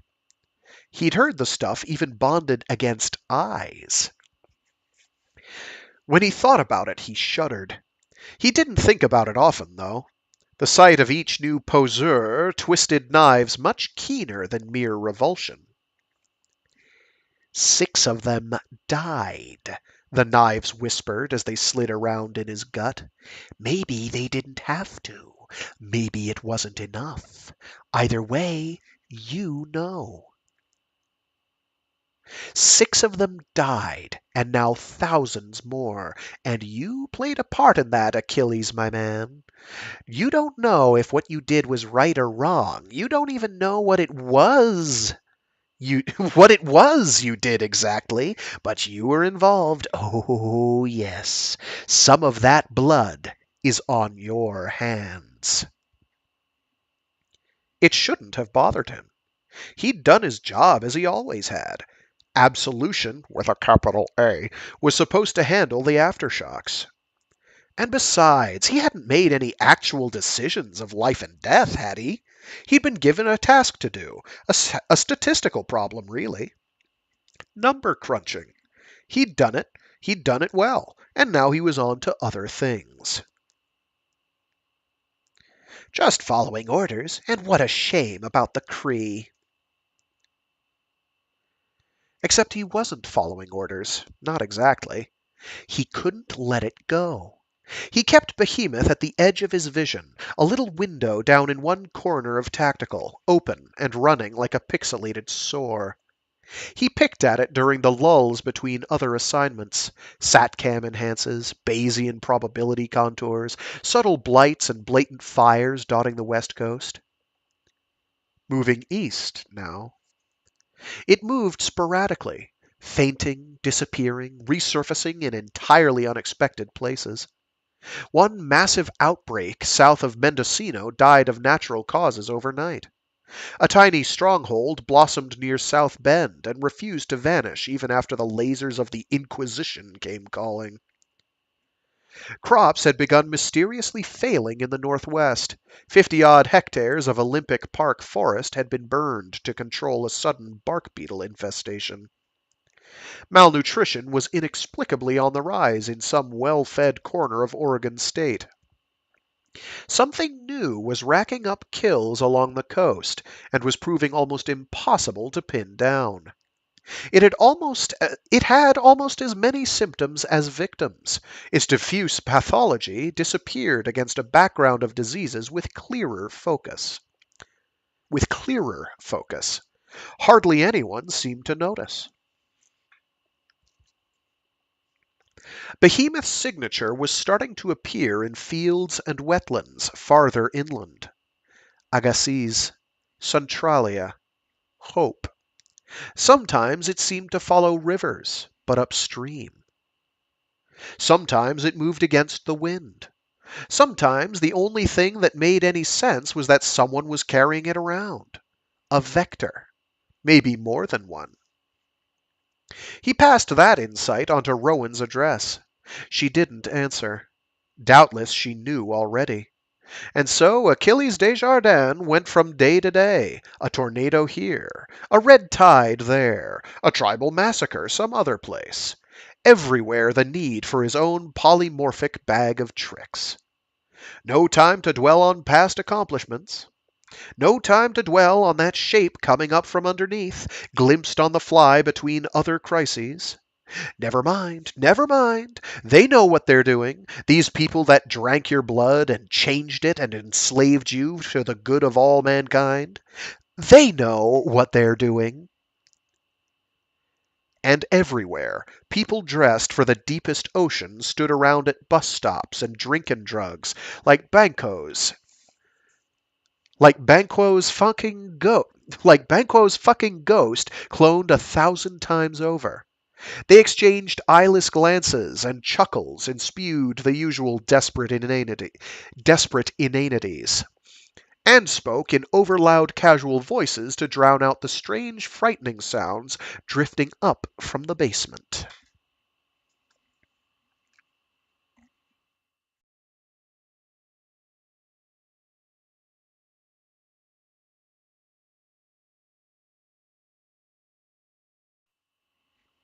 Footprints.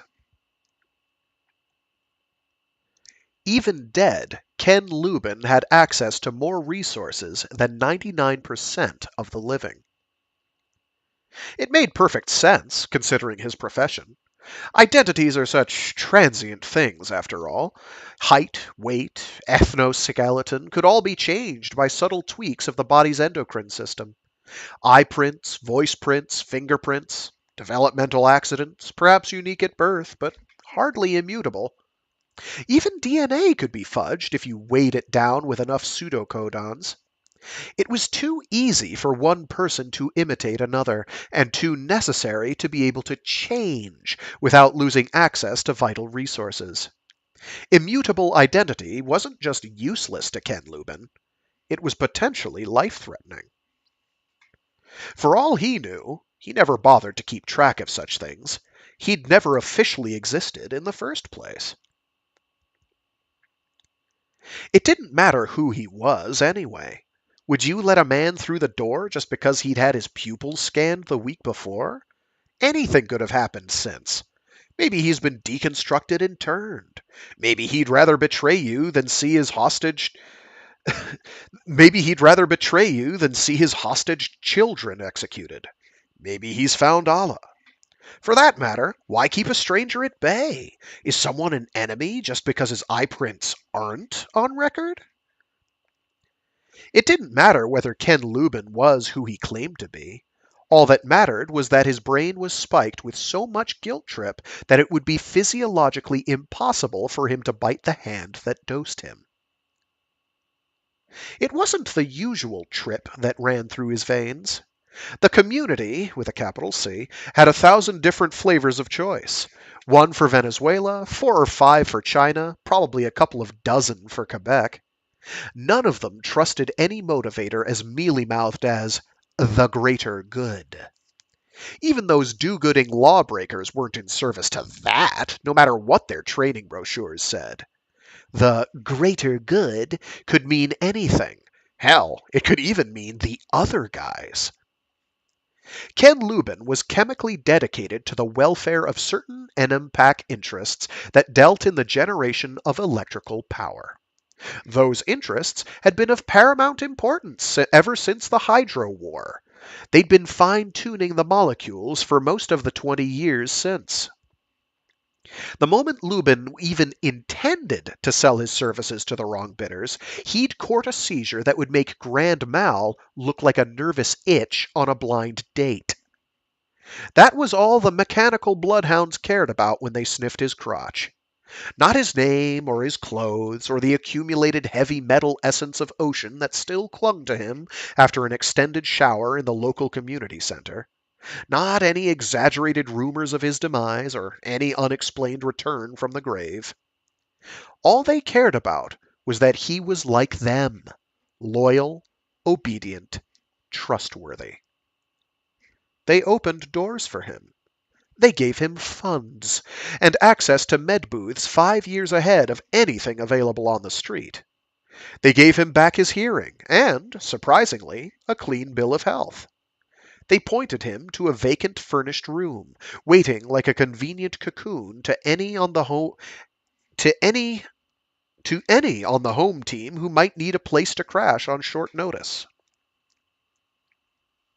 Sorry about that. Let me read that last sentence there again. They pointed him to a vacant. One sec. We're having one of those days. They pointed him to a vacant furnished room, waiting like a convenient cocoon to any on the home team who might need a place to crash on short notice. Above all, they let him into Haven.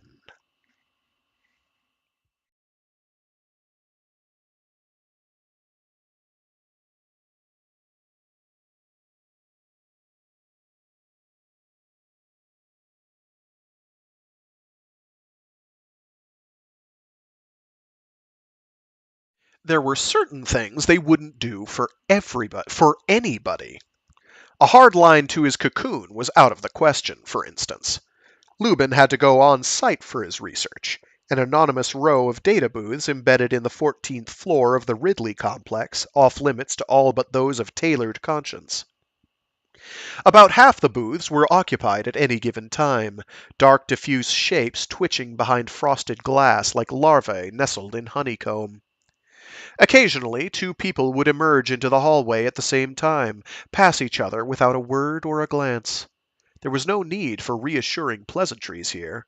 Everyone was on the same side.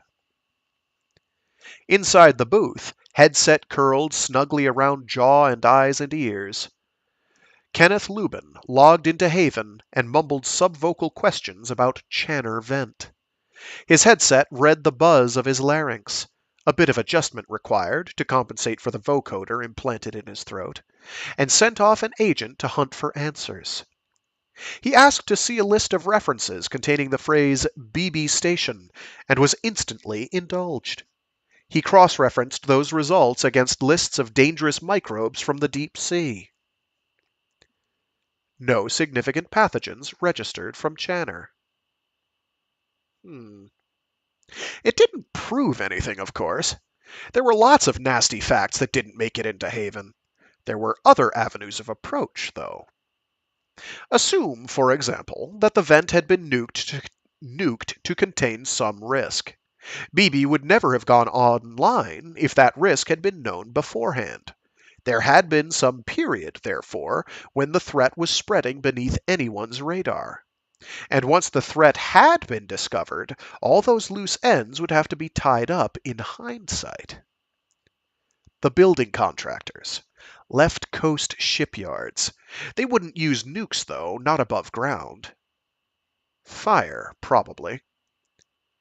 He summoned forth a frequency plot of fires over time, within a 5-kilometer radius of marine construction and contracting facilities along the Enempach coast.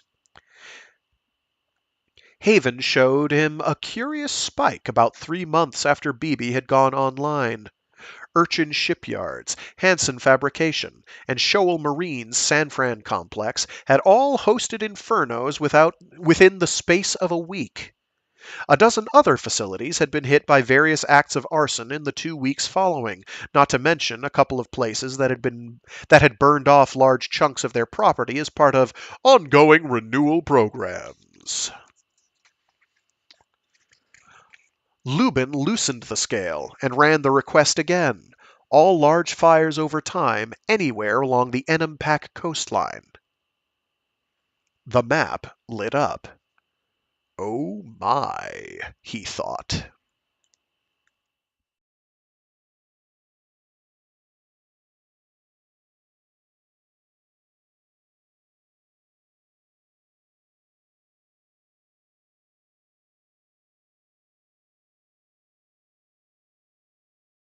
Burn, baby, burn. Something had them scared to death, and it had all started down at BB. No Channer pathogens in the metabase, no nasty microscopic predators that ate your body from the inside out, but macroscopic predators. Channard had those in abundance. Viperfish and anglerfish and sea dragons, oh my! Black, toothy monsters, some studded with bioluminescent running lights, some blind as mud, some that changed sex on a whim, still others whose flesh bristled with the embedded bodies of parasitic mates. Nasty, hideous things.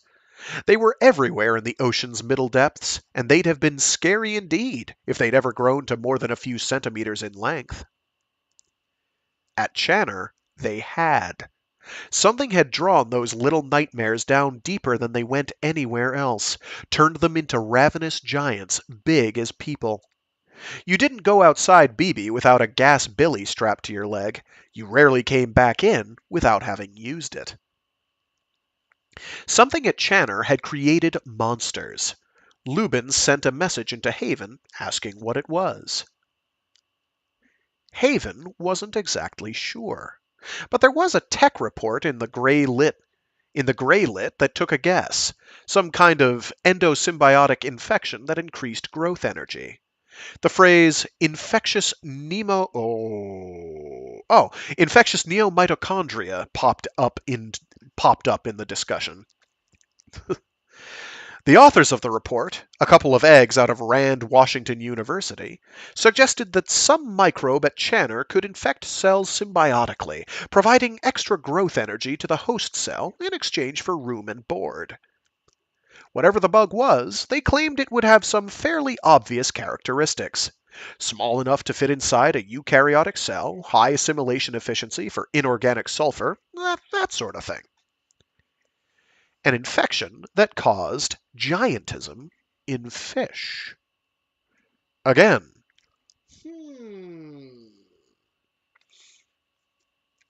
One of the first things Lubin had done after coming ashore had been to check himself out for pathogens.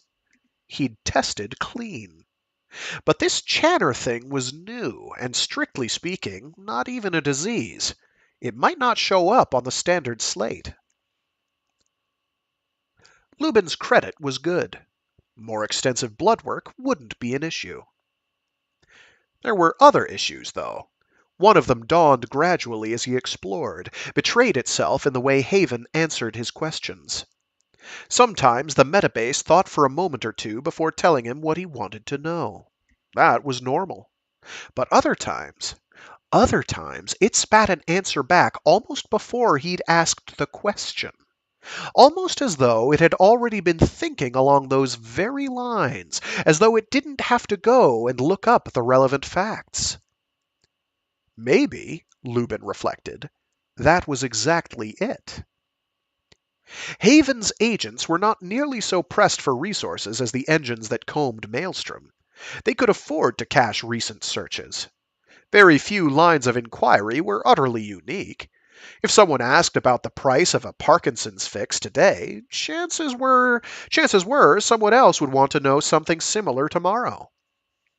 Haven's search engines held on to their executive summaries, the better to speed responses to related inquiries. Ask, and it shall be given. After a mean of 2.3 seconds when answering questions about giantism in deepwater fish. After a mean of 3 seconds when talking about benthic, that's the one, benthic ooze, thank you. Bingo, bingo, we have a Peter Watts word watch bingo. There's another one he uses, but those are the two biggies that I've never heard anyone else use, ever. Thank you, Peter Watts.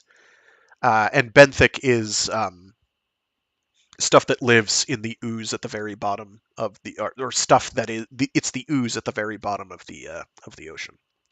I guess technically you could have benthic ooze, something that was benthic at the bottom of other bodies of water, but I think it's associated with the deep ocean. After a mean of 2.3 seconds, when answering questions about giantism in deep water fish, After a mean of 3 seconds when talking about benthic sulfur-reducing microbes, about a second for queries containing the phrase Channer vent, 0.5 seconds for searches combining sulfur-reducing microbes with fire. Fire. Benthic sulfur-reducing microbes. An odd combination of terms. What relevance could fire have to life on the bottom of the ocean? He added a third concept, almost on a whim. Shipyard. 0.1 seconds. Well, he was following in someone's footsteps. Someone had been in Haven before him, asking the same questions, making the same connections, searching for answers or looking for loose ends. Ken Lubin resolved to find out.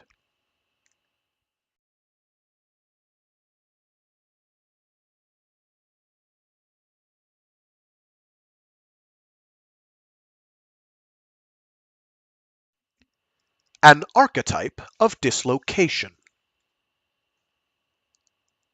There had been a time when Suhan Perot had truly loved her husband. Martin had projected a serenity in those days, a gentle unwillingness to judge that made her feel safe. He'd been unfailingly supportive when she needed it, hardly ever before the breakdown. He'd never been afraid to look at both sides of an issue. For love, he could balance on the edge of any fence. Even now, he'd forever hold her and whisper inane reassurances. Things couldn't be that bad, he'd say.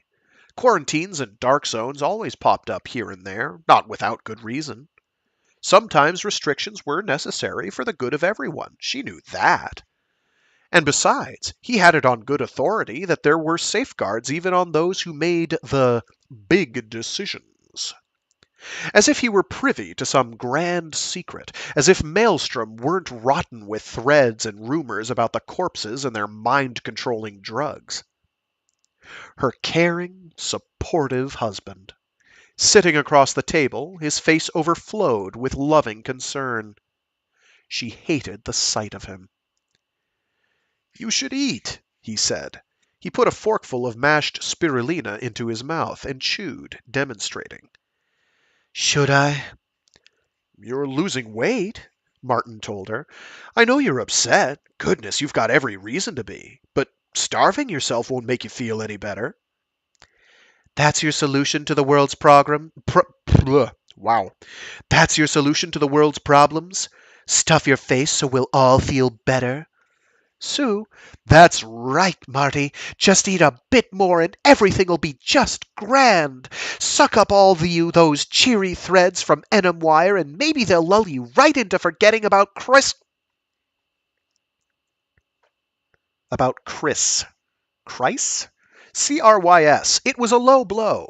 Martin's sister lived in Corvallis, which had not only been quarantined since the big one, but had dropped completely offline for the better part of a month. The official story involved unfortunate long-term aftershocks that kept taking out the landlines. R.E.M wire pictures showed the usual collage of citizens, shaken but not stirred, gamely withstanding temporary isolation.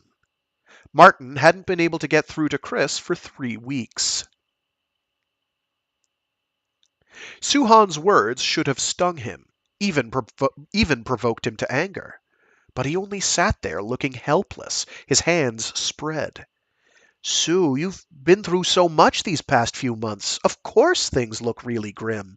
But I honestly think you're putting way too much weight on a bunch of rumors.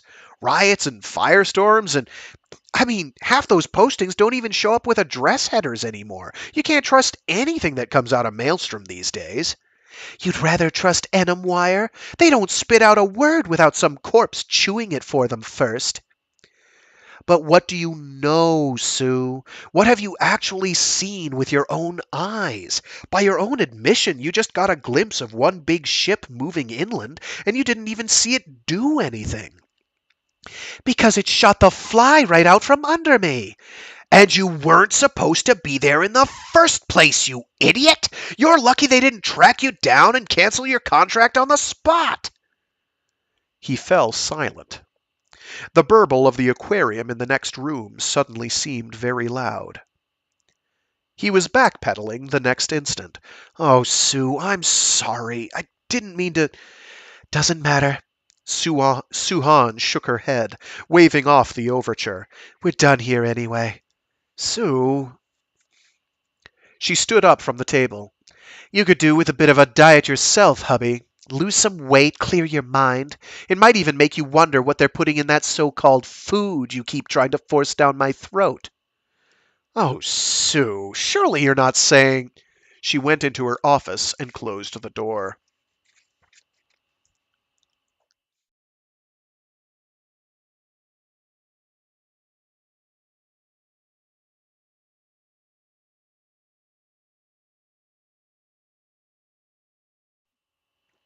I want to do something.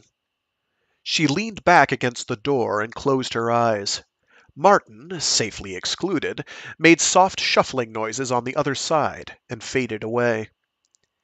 I've been a voyeur my whole fucking life. All I do is watch.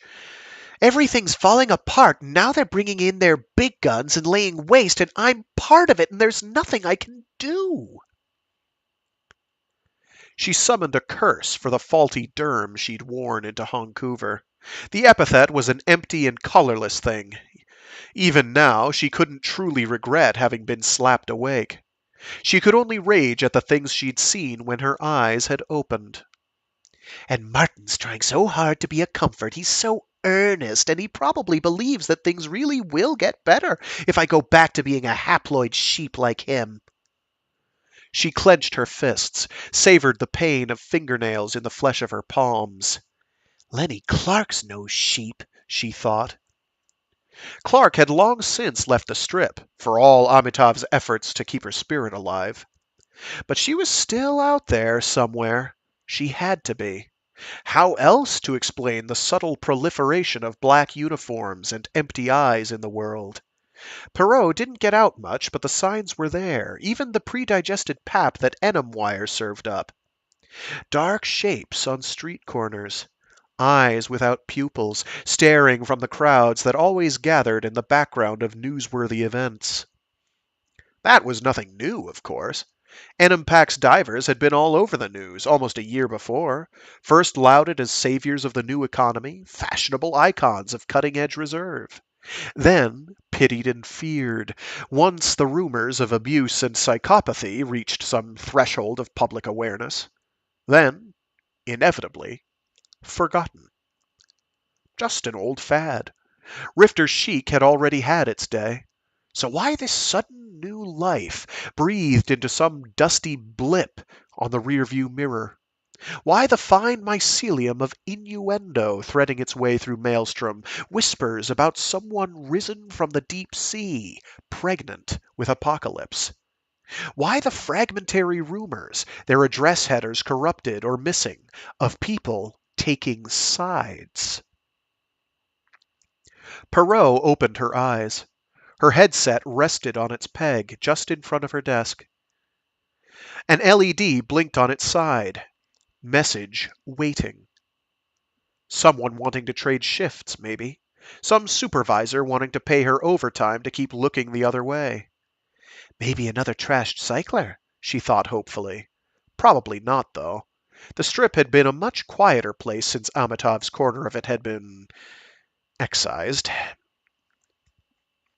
She took a deep breath, one step forward, sat. She slipped on the headset. Suhan/Amitav, LNU. Lucked into this avenging angel. No shit. Lenie Clarke, her name was. Oh my God. The text had been overlaid directly onto the tactical map for the strip. Suhan forced herself to sit quietly and shoveled dirt back into the tiny pit opening in her stomach. You're back, whoever you are. What do you want? She hadn't made any secret of her interest in Amitav or Lenie Clarke. There'd been no need at first. Both had been legitimate topics of professional conversation, albeit apparently uninteresting ones to other flyers. But she'd kept quiet since Amitav had fallen into eclipse. Just barely.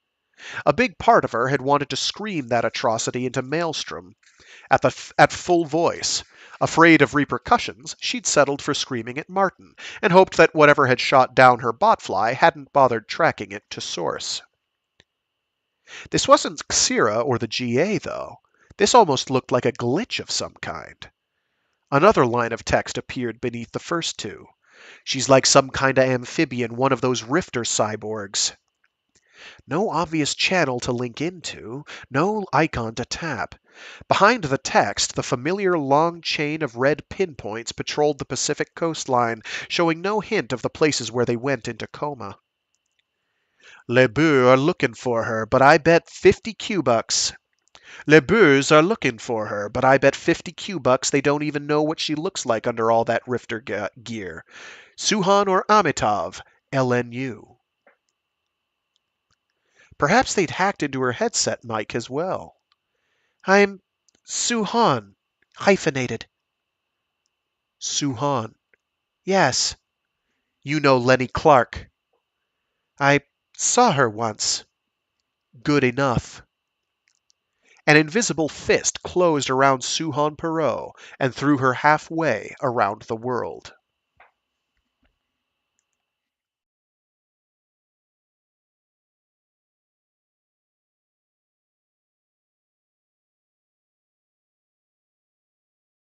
Pacific coastlines and tactical overlays, gone in an instant. A cul-de-sac of brick and machinery suddenly in their place. Gusts of sleet slashing an atmosphere colder than the Strip had ever seen. It rattled off glass and metal to either side. The stylized greyhounds etched into those surfaces didn't stir. Not all the flesh had disappeared, Perot saw. A woman stood directly ahead, her back to a brick wall the color of raw meat. The buses on either side were plugged into sockets extending from that wall, cutting off lateral escape. If there was any way out, it was straight ahead, through the center of Perot's perceptual sphere. But that sphere showed a target framed within luminous crosshairs. Unfamiliar icons flashed to each side, options like R.E.M and STUN and LTHL. Arm, stun, and lethal. Perot was riding some kind of arsenal, and she was aiming it right at Lenie Clarke. The Rifter had gone native. Civilian clothes covered the body. A visor hid that glacial stare, and Perot would never have recognized her if she'd had to rely on merely human eyes. But botflies looked out across a wider spectrum. This one saw a garish and distracting place, emissions bleeding from a dozen EM sources. But Clarke was close range and line of sight, and there was no wiring in the wall directly behind her. Against that relative shadow, her thorax flickered like a riot of dim fireflies. I'm not going to hurt you, Perot said. Weapons icons flashed accusingly at the corner of her eye. She found a dimmer one that whispered DSRM and hit it. The arsenal, or disarm, the arsenal stood down. Clarke didn't move, didn't speak. My name's Suhan. I'm not with the police. I think. She spared a glance at GPS. Calgary. The Glenmore Intercity Shuttle Nexus. Something had just thrown her 1,300 kilometers to the northeast. I was sent, she finished. I don't know, I think to help. She heard the absurdity in every word. Help. A flat voice, betraying nothing. Hang on a moment. Perot lifted the fly above the greyhounds, did a quick 360. She was floating over a docking bay where buses slept and suckled in rows. The main terminal loomed 40 meters away, elevated loading platforms extending from its sides. Two buses were presently onloading. The animated greyhounds on their sides raced nowhere, as if running on invisible treadmills. And there, by the decontamination stalls, a small seething knot of confusion. An aftermath. Perot accessed the fly's black box, quick-scanned the previous few minutes. Suddenly, in comical fast-forward, she was closing on a younger disturbance. Even at this stage, the show had been winding down, people turning away. But there was Lenie Clarke, holding an ebony shock prod. There was a man with his arms raised against her, a wide-eyed little girl hiding behind his legs. Perot slowed the flow. The man took a step back in real time. Lady, I've never even seen you before. Clarke stepped forward, but some former aggression was draining from her stance. Uncertainty took its place. I thought you... Seriously, lady, you are one fucked up little chimera. You all right, kid? The wand in one hand wavered. The other hand extended tentatively. I didn't mean to Go away! The child howled. The father glanced up, distracted by overhead motion. You want to pick a fight? He snarled at the mermaid, Pick on that! pointing straight at the approaching fly. She had run. The drone had followed, armed and hungry. And now, somehow, Suhan Perot had been placed in possession. Perot dropped back down between the buses. You're safe for the moment. The cul-de-sac was empty. She 180'd the fly. Something flickered out of sight around a corner. Wait! You don't understand! Perot cranked the throttle. For a moment, nothing happened. Then her whole perceptual field lurched, right down to the semicircular canals. A readout flickered upper right, then held steady. Reconnect. Weapons icons bloomed like pulsing tumors. Somewhere in the distant realm of her own flesh, Perot hammered frantic arpeggios against remote controls. Nothing worked. Run! She cried as the link went down.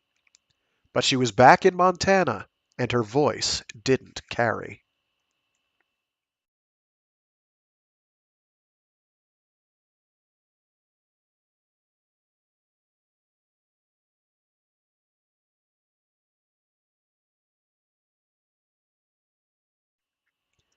"400 megabytes. Punctuated equilibrium." 400 megs hovers on a knife edge of complacency. For thousands of generations, it has known the secret of success in Maelstrom. Predators have pursued it with powerful legs and gnashing teeth. Competitors have raced it to each new refuge, each new patch of forage. Diseases have striven to eat it from the inside. And yet, 128 begat 142, and 142 begat 137. A bit of pruning there, getting rid of redundant code. And 137 begat 150, and so on, up unto the present crisis-laden instant. All because of a very special secret encoded in the genes. You want to get around fast in Maelstrom, the name you drop is Lenie Clarke. 400 doesn't know why this should be. That's not really the point. What it does know is that particular string of characters gets you in anywhere. You can leap from node to node as though disinfectants and firewalls and shark repellents did not exist. You can pass undamaged through the vicious fleshy meat grinder that is a head cheese, a passage guaranteed to reduce you to instant static without the protective amulet of Lenie Clarke in your pocket. Let's try that sentence again in a way where the syntactical emphasis on the syllables makes any sense and doesn't sound like word salad. Deet, deet, deet, deet, deet, deet. You can leap from node to node as though disinfectants and firewalls and shark repellents did not exist. You can pass undamaged through the vicious, fleshy meat grinder that is a head cheese, a passage guaranteed to reduce you to instant static without the protective amulet of Lenie Clarke in your pocket. Even Haven, mythic, inaccessible Haven, a vast smorgasbord virtually untouched by the appetites of the living, may someday be within reach. Problem is, too many others are getting into the act. It's not an uncommon development in Maelstrom. Evolution happens so quickly in so many different directions that you can't go half a second without a bunch of wannabes rediscovering the wheel you thought you had all to yourself. By now, the free rides to open fields are growing crowded. Binary beasts of burden each labor under the weight of dozens of hitchhikers, each grabbing up its own little aliquot of memory, each slowing the procession a tiny bit farther. Now the carrier files themselves are attracting attention, from checksum monitors who just know in their gut that no casual email should weigh in at 100 gigs, to sharks hungry for prey grown almost too fat to move. Want to spread your seed through Maelstrom? Hitch your wagon to Lenie Clarke. Want to be shark food? Do the same thing. It's not everybody's problem, though. Some creatures leap around as fast as they ever did. Faster, even. Something they know, maybe. Or someone. 400 megs has never been able to figure out the secret. It's about to, though. 400 megs is currently inbreeding with a middling sib whose lineage only diverged a few hundred generations ago. Almost all the genes are the same, which doesn't promote a lot of diversity, but at least reinforces the tried and true. Both parties have a few dozen copies of Lenie Clarke, for instance, which they exchange with mindless redundancy. But no gene is an island, even in Maelstrom. There's no such thing as an independent locus. Each travels linked to others, little constellations of related traits, junk code, happenstance association. And as 400 megs is about to find out, it isn't just Lenie Clarke that matters. It's also the company she keeps. All the bits are lining up to be counted. Replication subroutines march down the line like messenger RNA, ready to cut and paste. Chance shuffles the cards, orgasm squirts them hence, and 400 megs injects Lenie Clarke into its cousin. Strings like Vampire and BB and Behemoth go along for the ride. And in return, following the usual hermaphrodite credo of tit for tat, 400 megs gets Lenie Clarke with a whole different circle of friends. Like Doomsday. Like Meltdown. Like Best Served Cold. By all appearances, just another unremarkable fuck. But afterward, things start to change for 400 megs.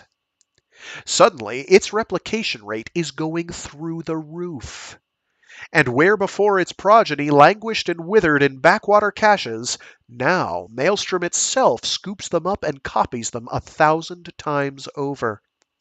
One fine cycle, an Enum-Pack security sieve finds several such prodigies drifting north off the coast of the GA. Recognizing them as high-priority communications, it shunts them directly to the nearest smart gel.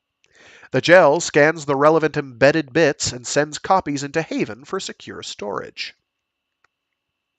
All of a sudden, the most powerful forces in Maelstrom want to give members of the 400 Club anything they want. The club doesn't question their good fortune. They merely exploit it. They are no longer 400 megs hitchhiker. What they are is John the fucking Baptist.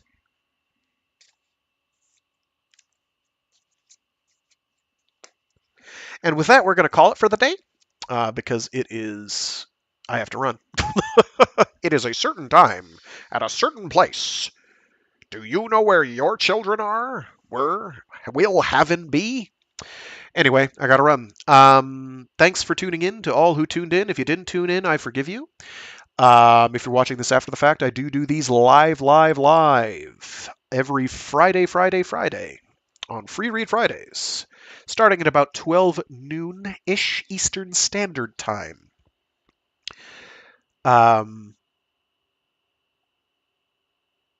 Yeah, so on Free Read Fridays, I ordinarily read short stories or indeed entire novels. Right now, we're about halfway through Maelstrom by Peter Watts, the second novel in the Rifters trilogy. The first, Starfish, is also uploaded to my channel. I've got to get these condensed into their appropriate little playlist. So yeah, pretty good stuff. This is one of the that was one of the grimmer portions. There's some other nastiness yet to come, but I think most of the really, oh my god, what an unbelievable atrocity, has mostly come and gone. Things aren't necessarily going to get better. Like you could already sort of get the sense that there's clear and present downward spiral happening here, and you sort of just have to wonder when it's going to all bottom out. And that's yeah, that's pretty much it. That's pretty much it. Things aren't going great. It's not great. I will say at the end of the rainbow there is light of a sort.